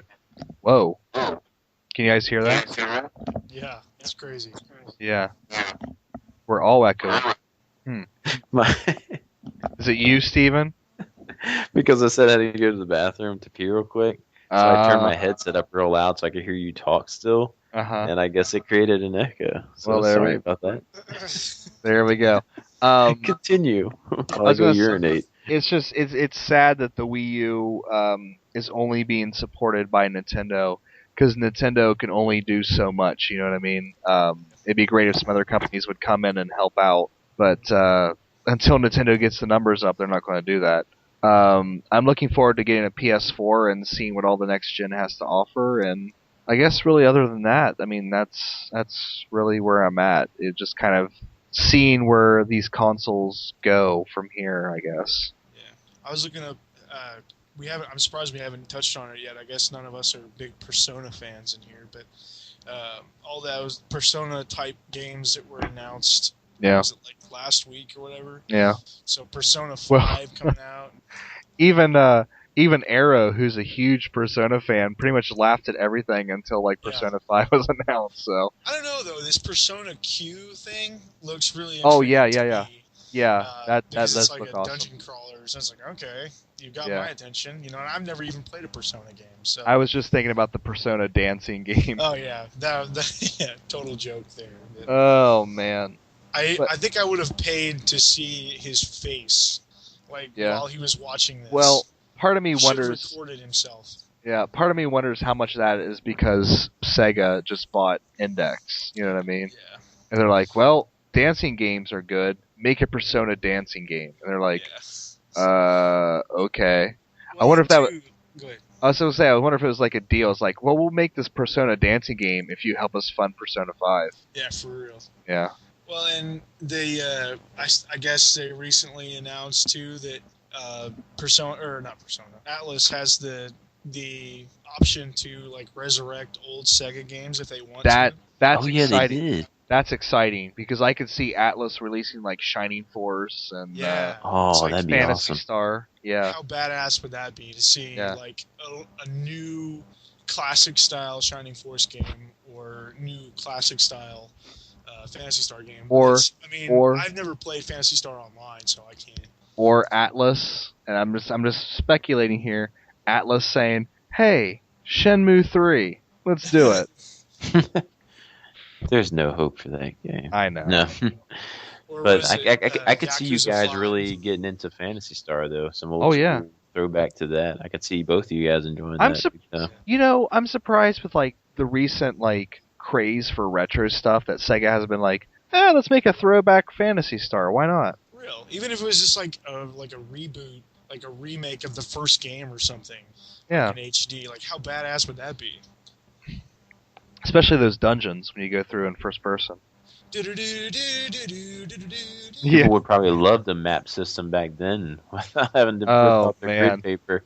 Yeah, Steven, you've never played that? Oh, I played it on the Game Boy? collection. Isn't Fantasy Star on the Sega collection? Oh yeah. It's an yeah. unlockable. The first one Mhm. is. Yeah, Yeah. those dungeons are fun. I love the first Fantasy Star. I've never beaten it, but I've gotten pretty far. I beat it on the it's a Game fun game. Boy. Yeah, that's the one I have. Awesome. I'm trying to scratch my brain if there's anything else next year. Oculus Rift. When's that coming out? That'll be Ever? like what, $1,000? I don't know. Yeah. If Halo 5 comes out, but it's not going to sell the system for me, so I don't know. Oh man. Can't do it for me. Yeah. I don't know. Especially when Destiny's coming out. It's kind of like, I don't know. I'll just say this though. I think that 343 has done such a good job with Oh. Halo, even in just a short Oh, yeah. time. I Way will- better to me than Bungie ever did. Mm, I Ooh, mean, the yeah. first game is what it is, but Halo 4 is my favorite one. well, here's the thing. Bungie creating the entire universe, they get credit Okay. for that. Yeah. Bungie creating a game that completely bucks what came before it with ODST, they get credit for that. 343 has done an amazing job, however, but I still have to say Bungie being the creators of the universe and then creating a game that is kind of the antithesis of the entire series, they have to get credit for those two things. Yeah, they created a game that kind of pretty much changed gaming, where first person wasn't that huge. I don't think at the time, at least on consoles. It was kind of a resurgence after Yeah. because Doom was huge back in the day, and then Yeah. like most things, there's an ebb and a flow, and then I would really say that Halo brought it back in a big way. And it really, I think, as far as the whole console online, I think it really truly started the shooter online. Yeah, I was with gonna console say- release. LAN parties, that Yeah. Halo and LAN parties are synonymous. Yeah. As much as I love the first game, though, I still think that the fourth one is still my favorite. It's oh man, I just love this so Chant, much. you're just wrong. Okay. ODST. So- Have you experienced ODST yet, Chance? No, I haven't. Oh, It is an experience. And I'm not even all the way done with 4. I'm Oh, on like the yeah. last mission, and I still think that it's already better than that. And I think do it's love the storytelling, storyline the is really cool. cinematics. yeah. Like it's so much bigger story wise than all the other games. That's barring ODST because I've never played it. No, ODST has a very small story, but it's So much more human, though. there's just something about ODST and not being a super powerful Spartan and run around blasting everything and actually having to think about how you approach, even on like normal difficulty, you have to think about how you approach situations. Yeah. There's just so much more to it. It is fantastic. But I will Second- agree with you, Chance, that there is a scope to Halo 4 that's kind of hard to top, especially Right, when you and get. because of that. With the prospect of Halo 5, I'm like, oh my god, Yeah. I need this game. Somebody big, shoot, and I was just talking about this in the chat not too long ago. Somebody big left a company and went to 343. The director of Tomb Raider just left. I'm not sure. Crystal Dynamics? I'm not sure. Yeah, I'm not sure who the actual developer was, but they left that company and is now with 343. So Wow. to work on Halo 5. Maybe Laura Three four Croft. three. 343 is just a collaboration of all the best minds from Bungie, pretty much, from when they kind of dissolved. So it's actually made up of a lot of Bungie people and a lot of names. Yeah. So I do give them credit for being. I mean, they are awesome. And four was all four. Man, Halo 2 soundtrack was. It's hard to top, but Halo 4 soundtrack pretty freaking amazing. I will say, out of the entirety of Halo, Halo 4 had the most affecting storyline, easily. Oh, it definitely went right after you. Yeah. So. I really liked Reach though too. I won't lie. I really liked the story of Reach, and like it was. And I liked that in Reach you were still a Spartan, but you were a nameless Spartan. Like you weren't Master Chief.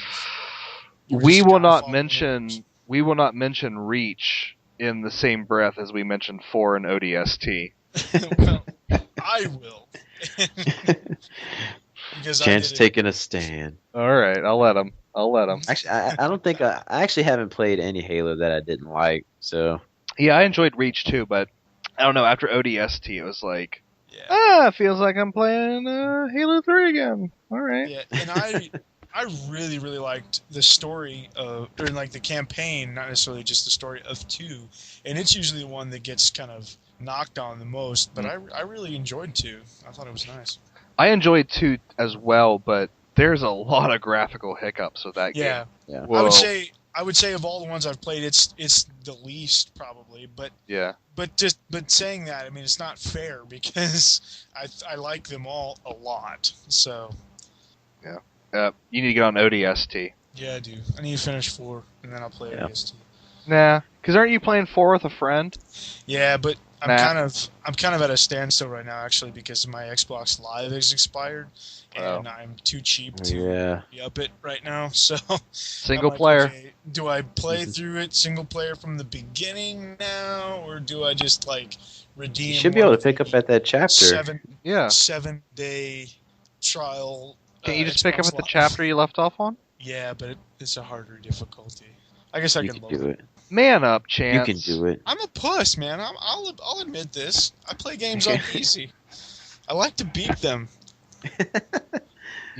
Hey, if I could beat certain parts of Halo 2 on Legendary, because let's face it, that one part, and maybe it's just me, but that one part in Halo 2 where it's the first stage and they're all like storming the station, like I got stuck at there for like 4 hours. Hold on, that Halo. Fighting Halo elites. 2 or 1? Halo 2. Oh yeah, the station. Okay, never mind. At the very beginning where they're storming the station, and they come off on those ships. I got stuck in there for like 4 hours trying to beat those damn elites. Oh yeah, the biggest problem, Legendary was always kept running out of ammo. So it's like. So what are you playing? What are you playing on, Chance? Legendary. Oh. Well. I can't play Legendary solo. That's what we're doing co-op because the last level dies. isn't. The last level, I don't want to spoil it. It doesn't have too much enemy stuff going on. You might be able to do it. You might be able to do it. Yeah. Trial and error, my friend. Just run to that checkpoint. I'm totally like an achievement person, but part of me really wants to beat it on Legendary, like to get that achievement. Well, you're a first-person shooter, kid. Man up. Do it. Hey, that was an achievement for me in Halo 3 when I beat it in Legendary, and you got that Hayabusa helmet for doing it. The Hayabusa like ninja helmet. I was like, yeah, I'm representing it online. I did it. I beat it in Legendary. So, but anyways, 2014. Maybe you'll get your Halo 2 HD, like they kind of talked about. Dude, that would be so awesome. So that'd be pretty cool. But I can't rack my brain for anything else I'm looking forward to. My number one thing is I really want like the RPGs and some Wii U success. What about that? Would you guys? You two, well, Steven mostly because you have a gaming PC. Would you buy a standalone Steam controller? Oh yeah, I was just gonna bring that up actually. I saw the people are doing their unboxings, which I was a little sad I wasn't shipped out a Steam box to be one of the prototype reviewers. I was like, man, it'd be so cool if I got picked because they were shipping out 300. But I don't know. That thing looks. It looks like you have 2 mouse wheels in your hand, and I don't see how that would work. Yeah. From what I've seen controlling, some people can do it. It seems like they're having to pick their thumb up and down a lot, like trackpads, and I couldn't see playing games like that. Seems really weird. If that's how it's functioning, I couldn't do it. So no, Mm. no standalone Steam controller for me, unless it's very easy to use. But I'd have to get some reviews from people like yourselves and see how it went. So yeah. Oh, Half-Life 3, Oblivion, or Fallout 4. Any hopes for those? Half-Life 3, I think, is just like the biggest tease in the history of the universe. It's a myth. Yeah. Fallout 4, from all things I've read, is a go, and it's set in Boston, and I think that's amazing. Cool. Maybe they'll actually have a sprint button in this one to let me not walk so slow. That's the one thing that bothered me with Fallout. I wanted to run faster. Fallout 3. Yeah. I just wanted to run. But Have you tried Rage yet? I love Rage. What was the joke in the chat when we were talking about Rage, and it was like, TG Appileus said something really funny about... I can't remember anything. I was talking about how I was waiting for like an Xseed check to clear, and then Chance said something about an id check to clear, and then TG Appileus said maybe they'll just send you a free copy of, or 14 free copies of Rage Oh, yeah. to clear out their warehouse. That game's actually really good. I don't know why. It's actually got reviewed well too. Yeah. Well, Just it's didn't probably, sell well. well, it's one of those things where there were so many first-person shooters out that Yeah. just kind of got lost in the shuffle. And maybe since you wanted to install it, it's like 28 gigs to install it on your hard drive. Yeah. That is pretty demanding, but I don't know. Well- I think I got one more segment left in me, guys, unless we're ending it now. I was going to say It's up to y'all. we have questions still to answer. We from have the last. questions and games we've been playing recently, but Yep. I don't know if I can make it through both. Let's skip Steve- the questions. Steven, let me tell you something. No, let's not skip the questions. Let me tell you something, Steve. You better not hammer no. I'm waking up early tomorrow preaching on me. I'm going to, because guess what? I have to wake up at 5 o'clock in the morning tomorrow morning, and it's midnight right now. So, I'm holding out with you then. I'm sticking with you. all right. I won't cave in. All right. Good night, guys. I'm out. No, I'm just- Okay, hit us with the questions, Chance. Okay. First question comes from. Oh, yes, people. Chance is doing the questions today. AGP first. He's the only one that came prepared. Yeah. As the intro went, you see how prepared Yes. we were. You Go should ahead, have had Chance. me do it then. Okay. First question comes from TS1 Fang Joker, and he asks favorite RPG battle system. That sounds like a newer listener, or haven't heard a question Yeah, from I before. haven't seen So that name before. Yeah. welcome to the podcast. If you're still here, because I know it's been a while since we've done one. So, favorite RPG battle system. That could be difficult because in certain games, because I would classify Diablo as like an RPG style, and I enjoy like RPG styles like that. But then sometimes I get in the mood for a classic turn-based like Dragon Quest. Mhm. Pick one of each. Then. So, man, I'm thinking out loud. So if someone already knows their answer, they could go on in. I already know mine. We'll go for it. The Grandia battle system. Which I've never played a Grandia, so I Me neither. don't know. It's- How does it go? It's kind of how do I want to put it? There's a bit of the Shin Megami Tensei turn push. Like if you strike an enemy with a certain strength, you can sort of knock their turn back a little bit. It's very it's almost like an action. It's as actiony as a turn-based system can go. Mm-hmm. It's wholly unique, and it's kind of sucky that we're never going to see another Grandia game again, or at least we haven't yet. There could always be a Grandia 4. Let's hope. Now, I don't know if there's a game like this, but kind of like you said, actiony turn-based. Because I do really like the tried and true turn-based, like a classical style. But I do like some mixed-up elements, like a Tales would do with an action system, or Star Ocean with their action system. Is there a type of RPG that kind of has both melded together, or is that Grandia? Or maybe you hit the attack button, but in order to execute the attack, you might have to hit some other buttons. I don't know. Paper Mario? I don't know. Well, that wouldn't be my number one.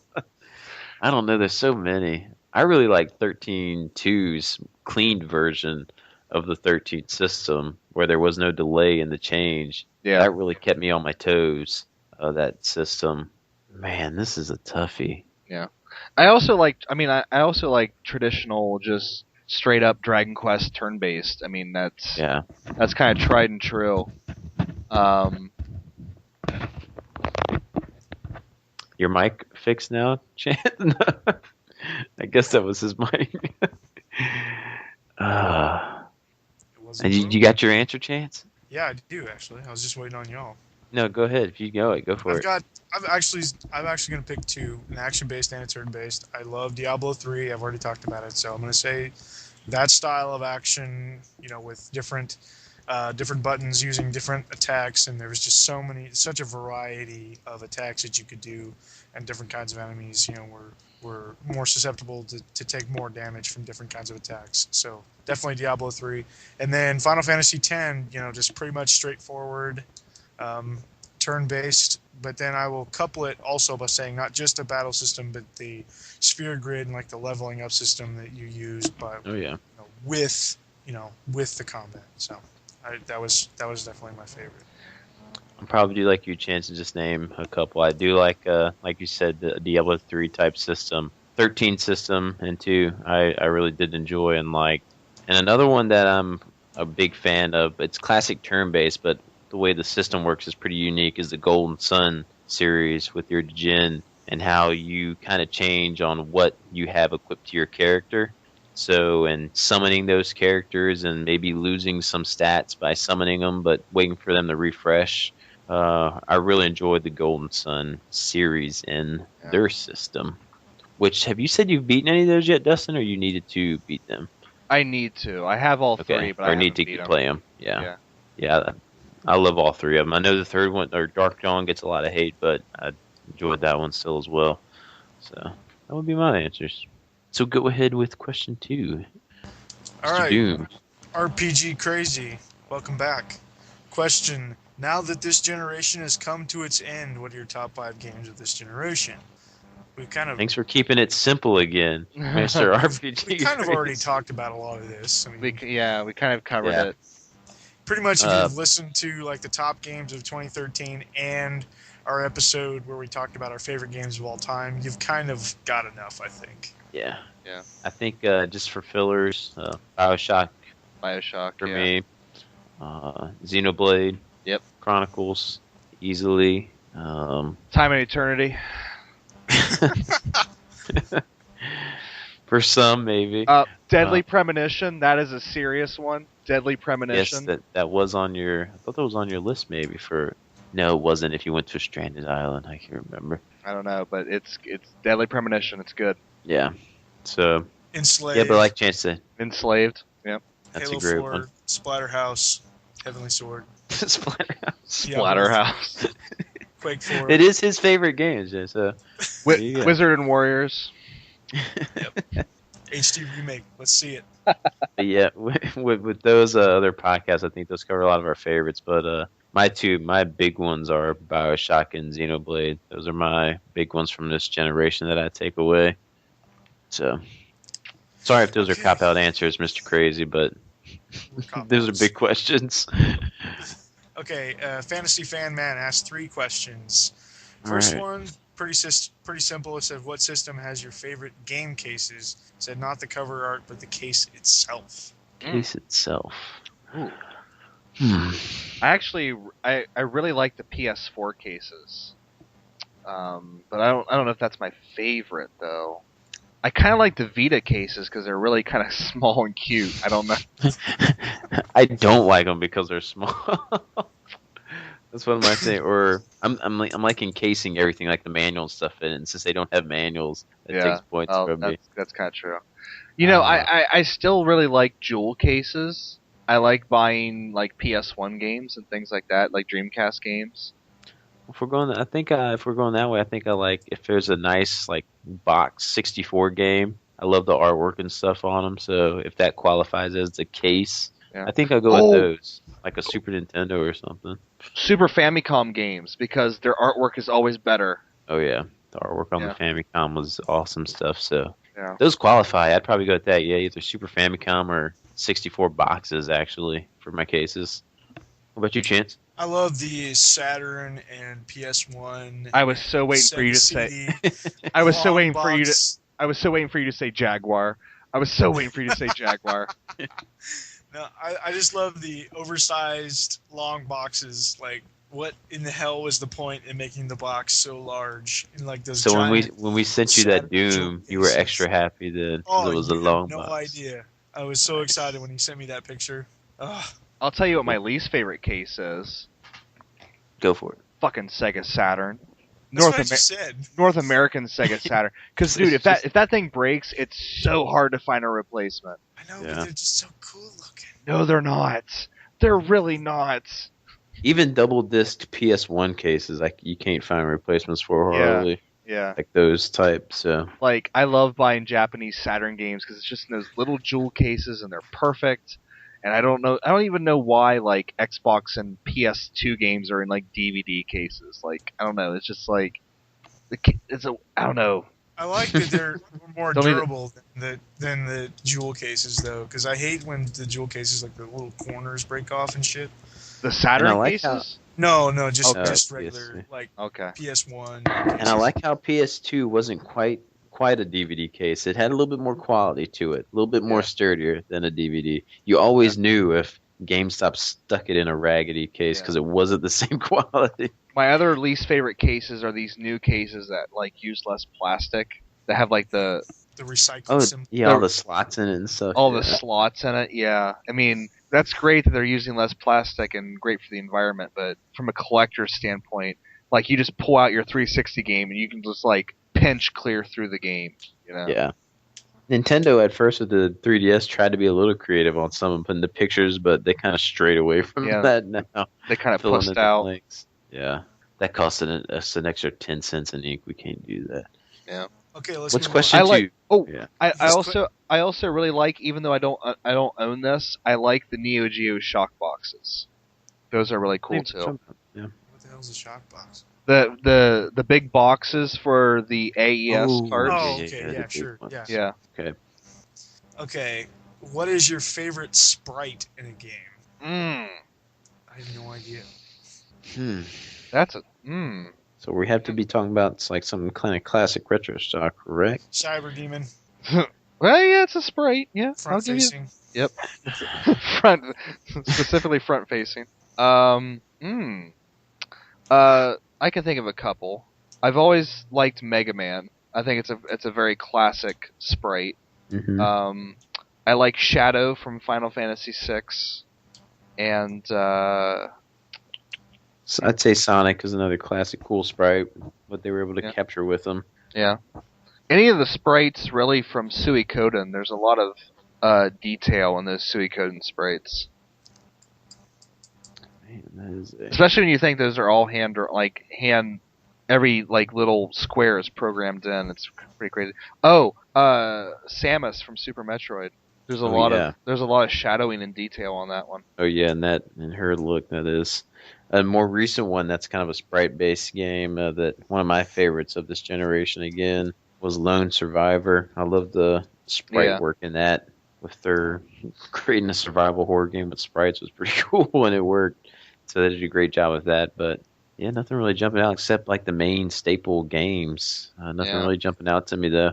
I'm sure as soon as we stop recording, I'm gonna go to Oh, yeah. bed and like lay in bed and be like, fuck, I should have said Why that. didn't I say that? Yeah. Very unique and good question though. Like cool. Go ahead And with lastly, what is your favorite supporting character in gaming? Ooh. What is? Favorite supporting. Did you even answer the last question, Chance? Or yeah, Yes, you said it's Cyber Cyber Demon. Yeah. Front facing. Specifically. Supporting character. Nothing like those rear-facing Cyber Demon. I was gonna say. Look at that Cyber Demon ass.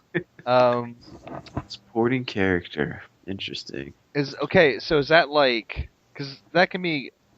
Is that like? I'm guessing any non-main character. Okay. Oh, well, I was gonna think, is that like Rush to Mega Man, or is that like? Or yeah, like Tales of Sonic or something. Like, what do they mean? Yeah. I don't know. Or what's he mean?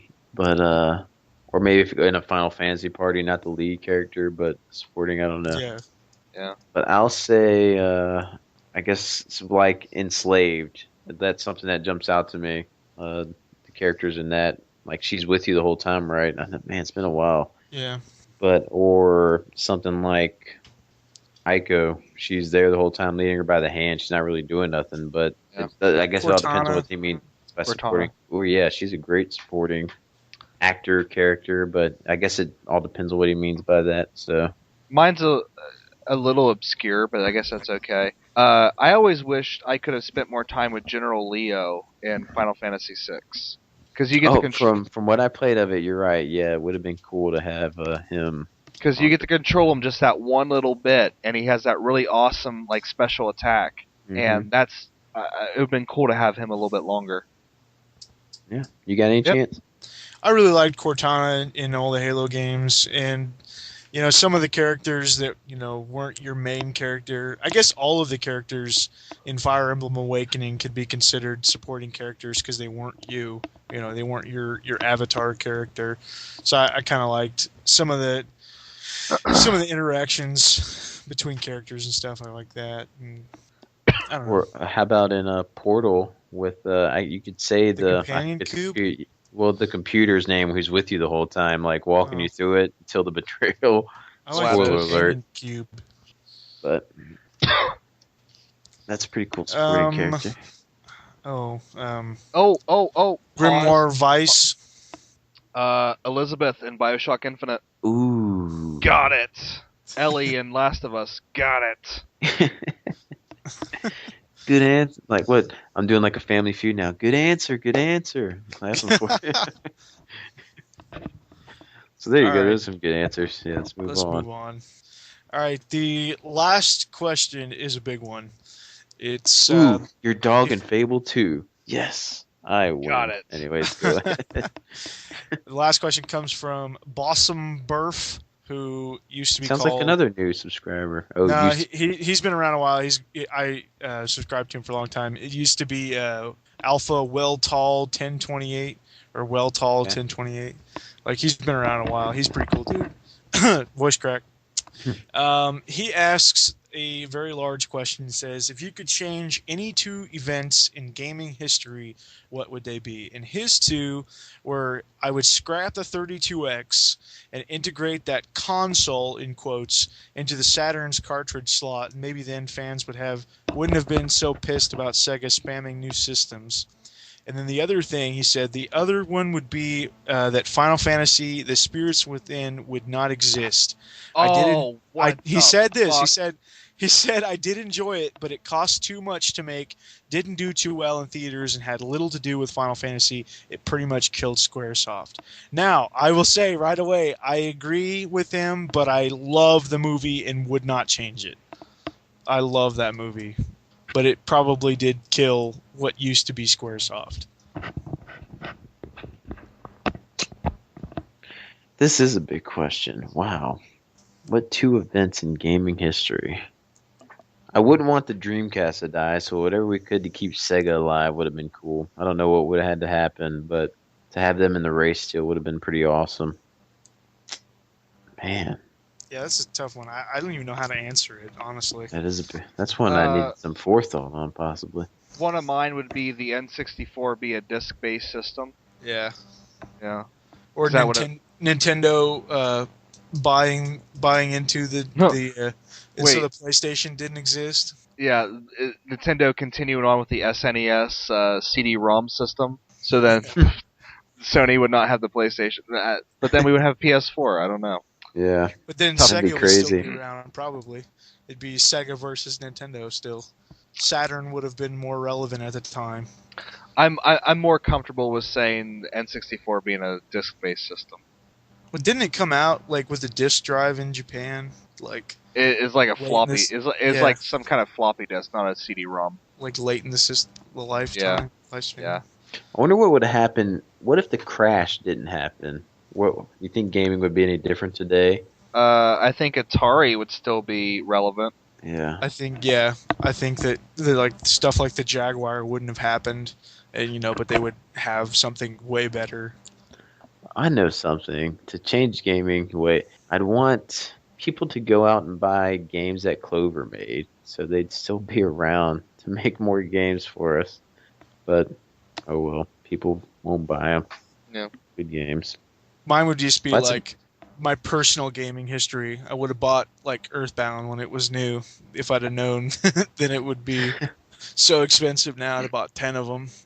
I was just getting ready to say I would change that Earthbound would be a bigger hit, so Nintendo would not let that franchise just die like they did. yeah, true. Because it Or seems make like the like demand for that's so high. You know, if they made a new Earthbound today, people would buy it because there's such an aura around that name. yeah, Well, cool. I guess that's all the questions then. that's it. That's it. Awesome. All right. Do we want to talk about games too? We've been playing. Mine's pretty easy, so I can do it. I just got one I want to talk about, and that's like as I say, my favorite game of the year. Even though I have played more since the last thing, but just got one, so we can do it if y'all want. Okay, Yeah. go ahead. All right. So, like I said, favorite game of the year of 2013 was Legend of Zelda: Link Between Worlds. But the hands down best game that I played this year and recently finished about a week and a half, 2 weeks ago was Dishonored, a game you just recently purchased not too long yourself, Dustin. Yep. This is the game that does a game right. The story was awesome. The steampunk kind of world. It's it's what I wanted. The game that gives you so much choice. If you want to go through stealthy, you can go through the game without killing anybody. If you want to go through with an action kind of base system that's similar to maybe early BioShock, but not too much, and where you have a weapon in one hand, primarily a sword, in your left hand you'd use your for other abilities such as blinking forward or using a gun. It's so many things to do in it, and it just puts you in the world in these. There's no linear set way in most of these areas. You can choose how you want to get to your destination, like I said, without killing someone, or you can go through killing, and it changes the story. If you decide you want to kill people, you're going to get a different ending. If you decide you want to try to sneak by everybody, you're going to get a different ending. Great story, great gameplay. It just did everything right that you want in a game. And if you want a game that gives you choice in how you play it, then this is a game you need to play. It's the best one I played this year. If you're into, I get the Fallout feel for some reason. Maybe it's just because of the color palette of the game when playing it. But I don't know. I think if anyone plays this, you would enjoy it. You can get it so cheap now. Best game I played this year, Dishonored. I don't know. Just go buy the game and play it. Dustin, you need to make some time for it next year sometime.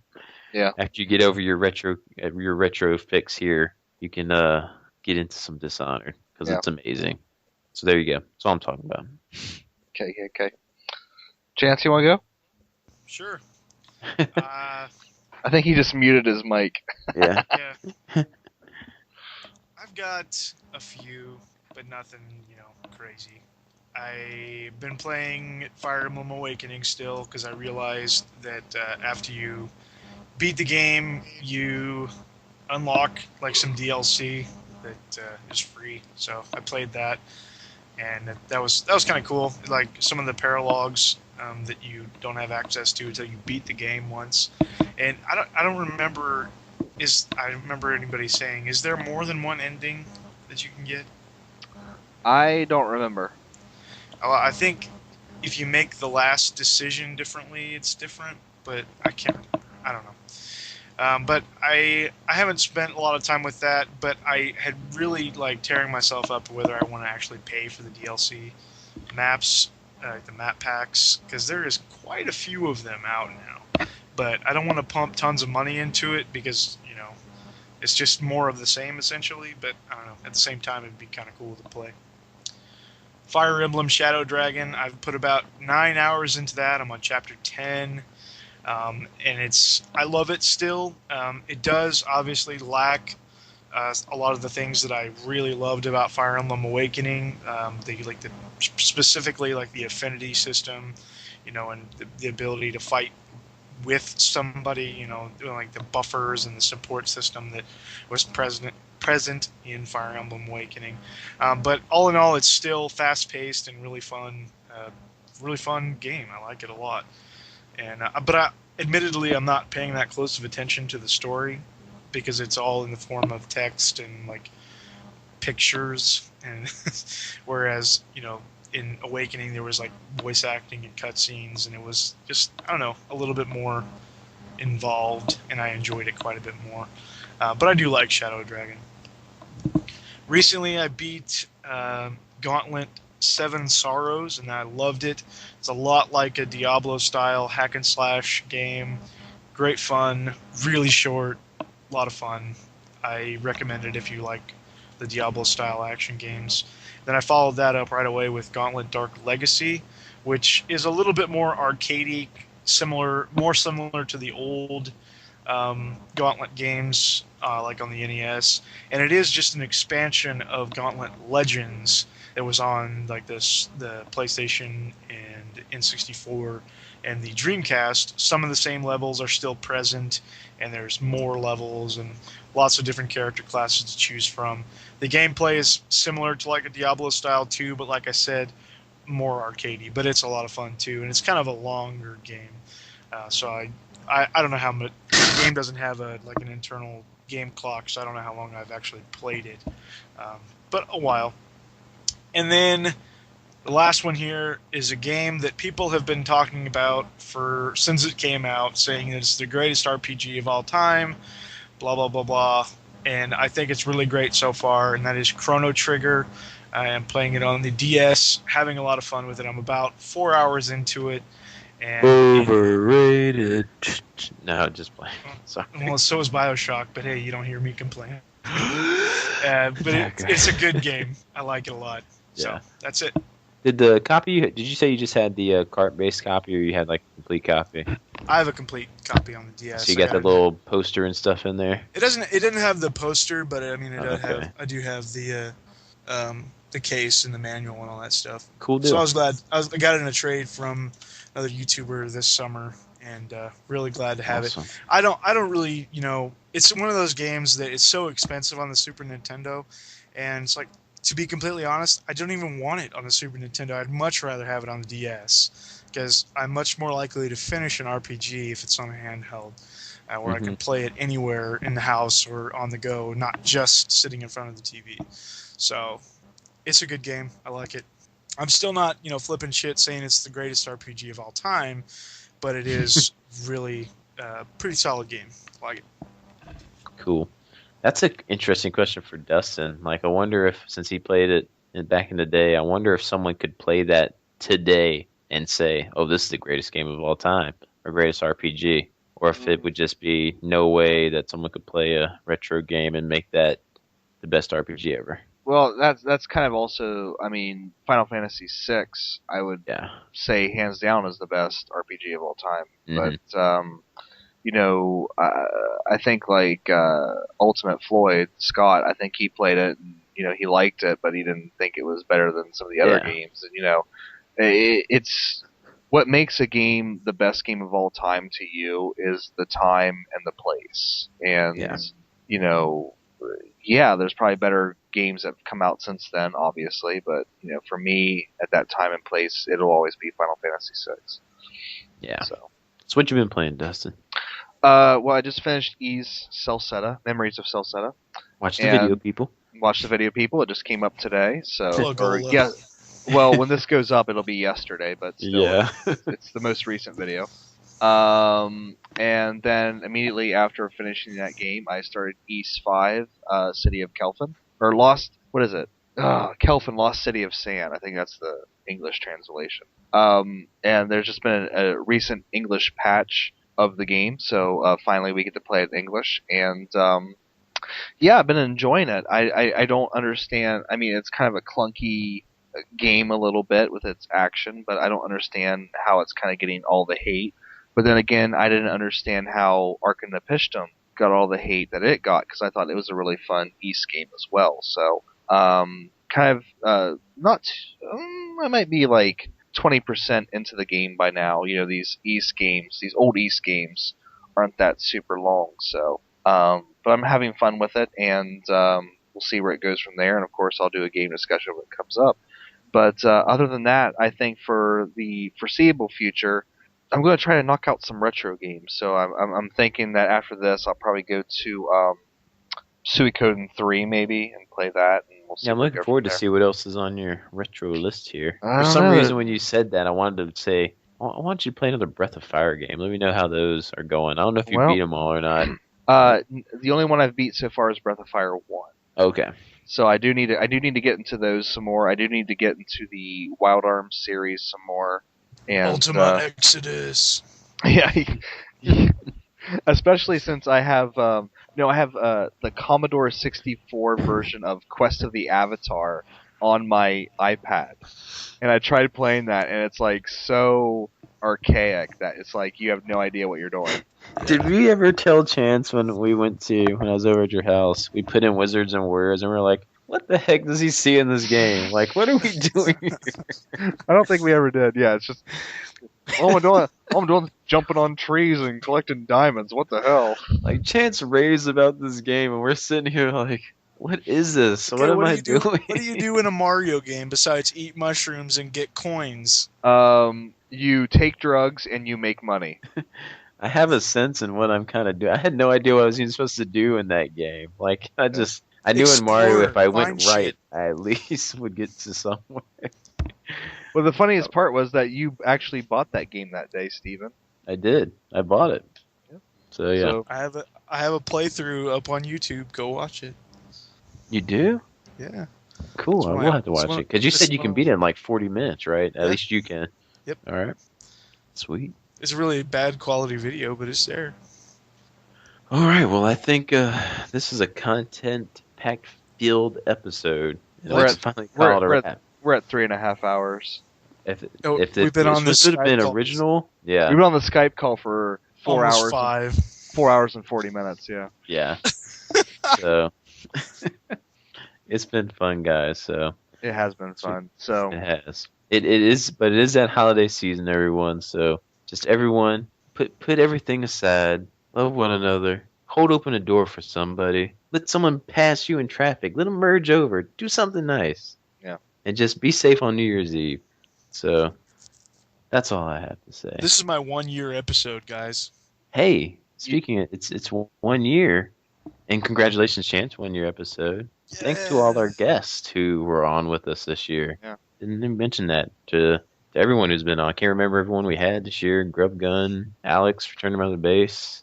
I mean, pretty much everyone because we've only been around a little over a year. yeah, we started this in I think August of 2011. Is that right? Or 2012? 2012, yeah. 2012. Yeah.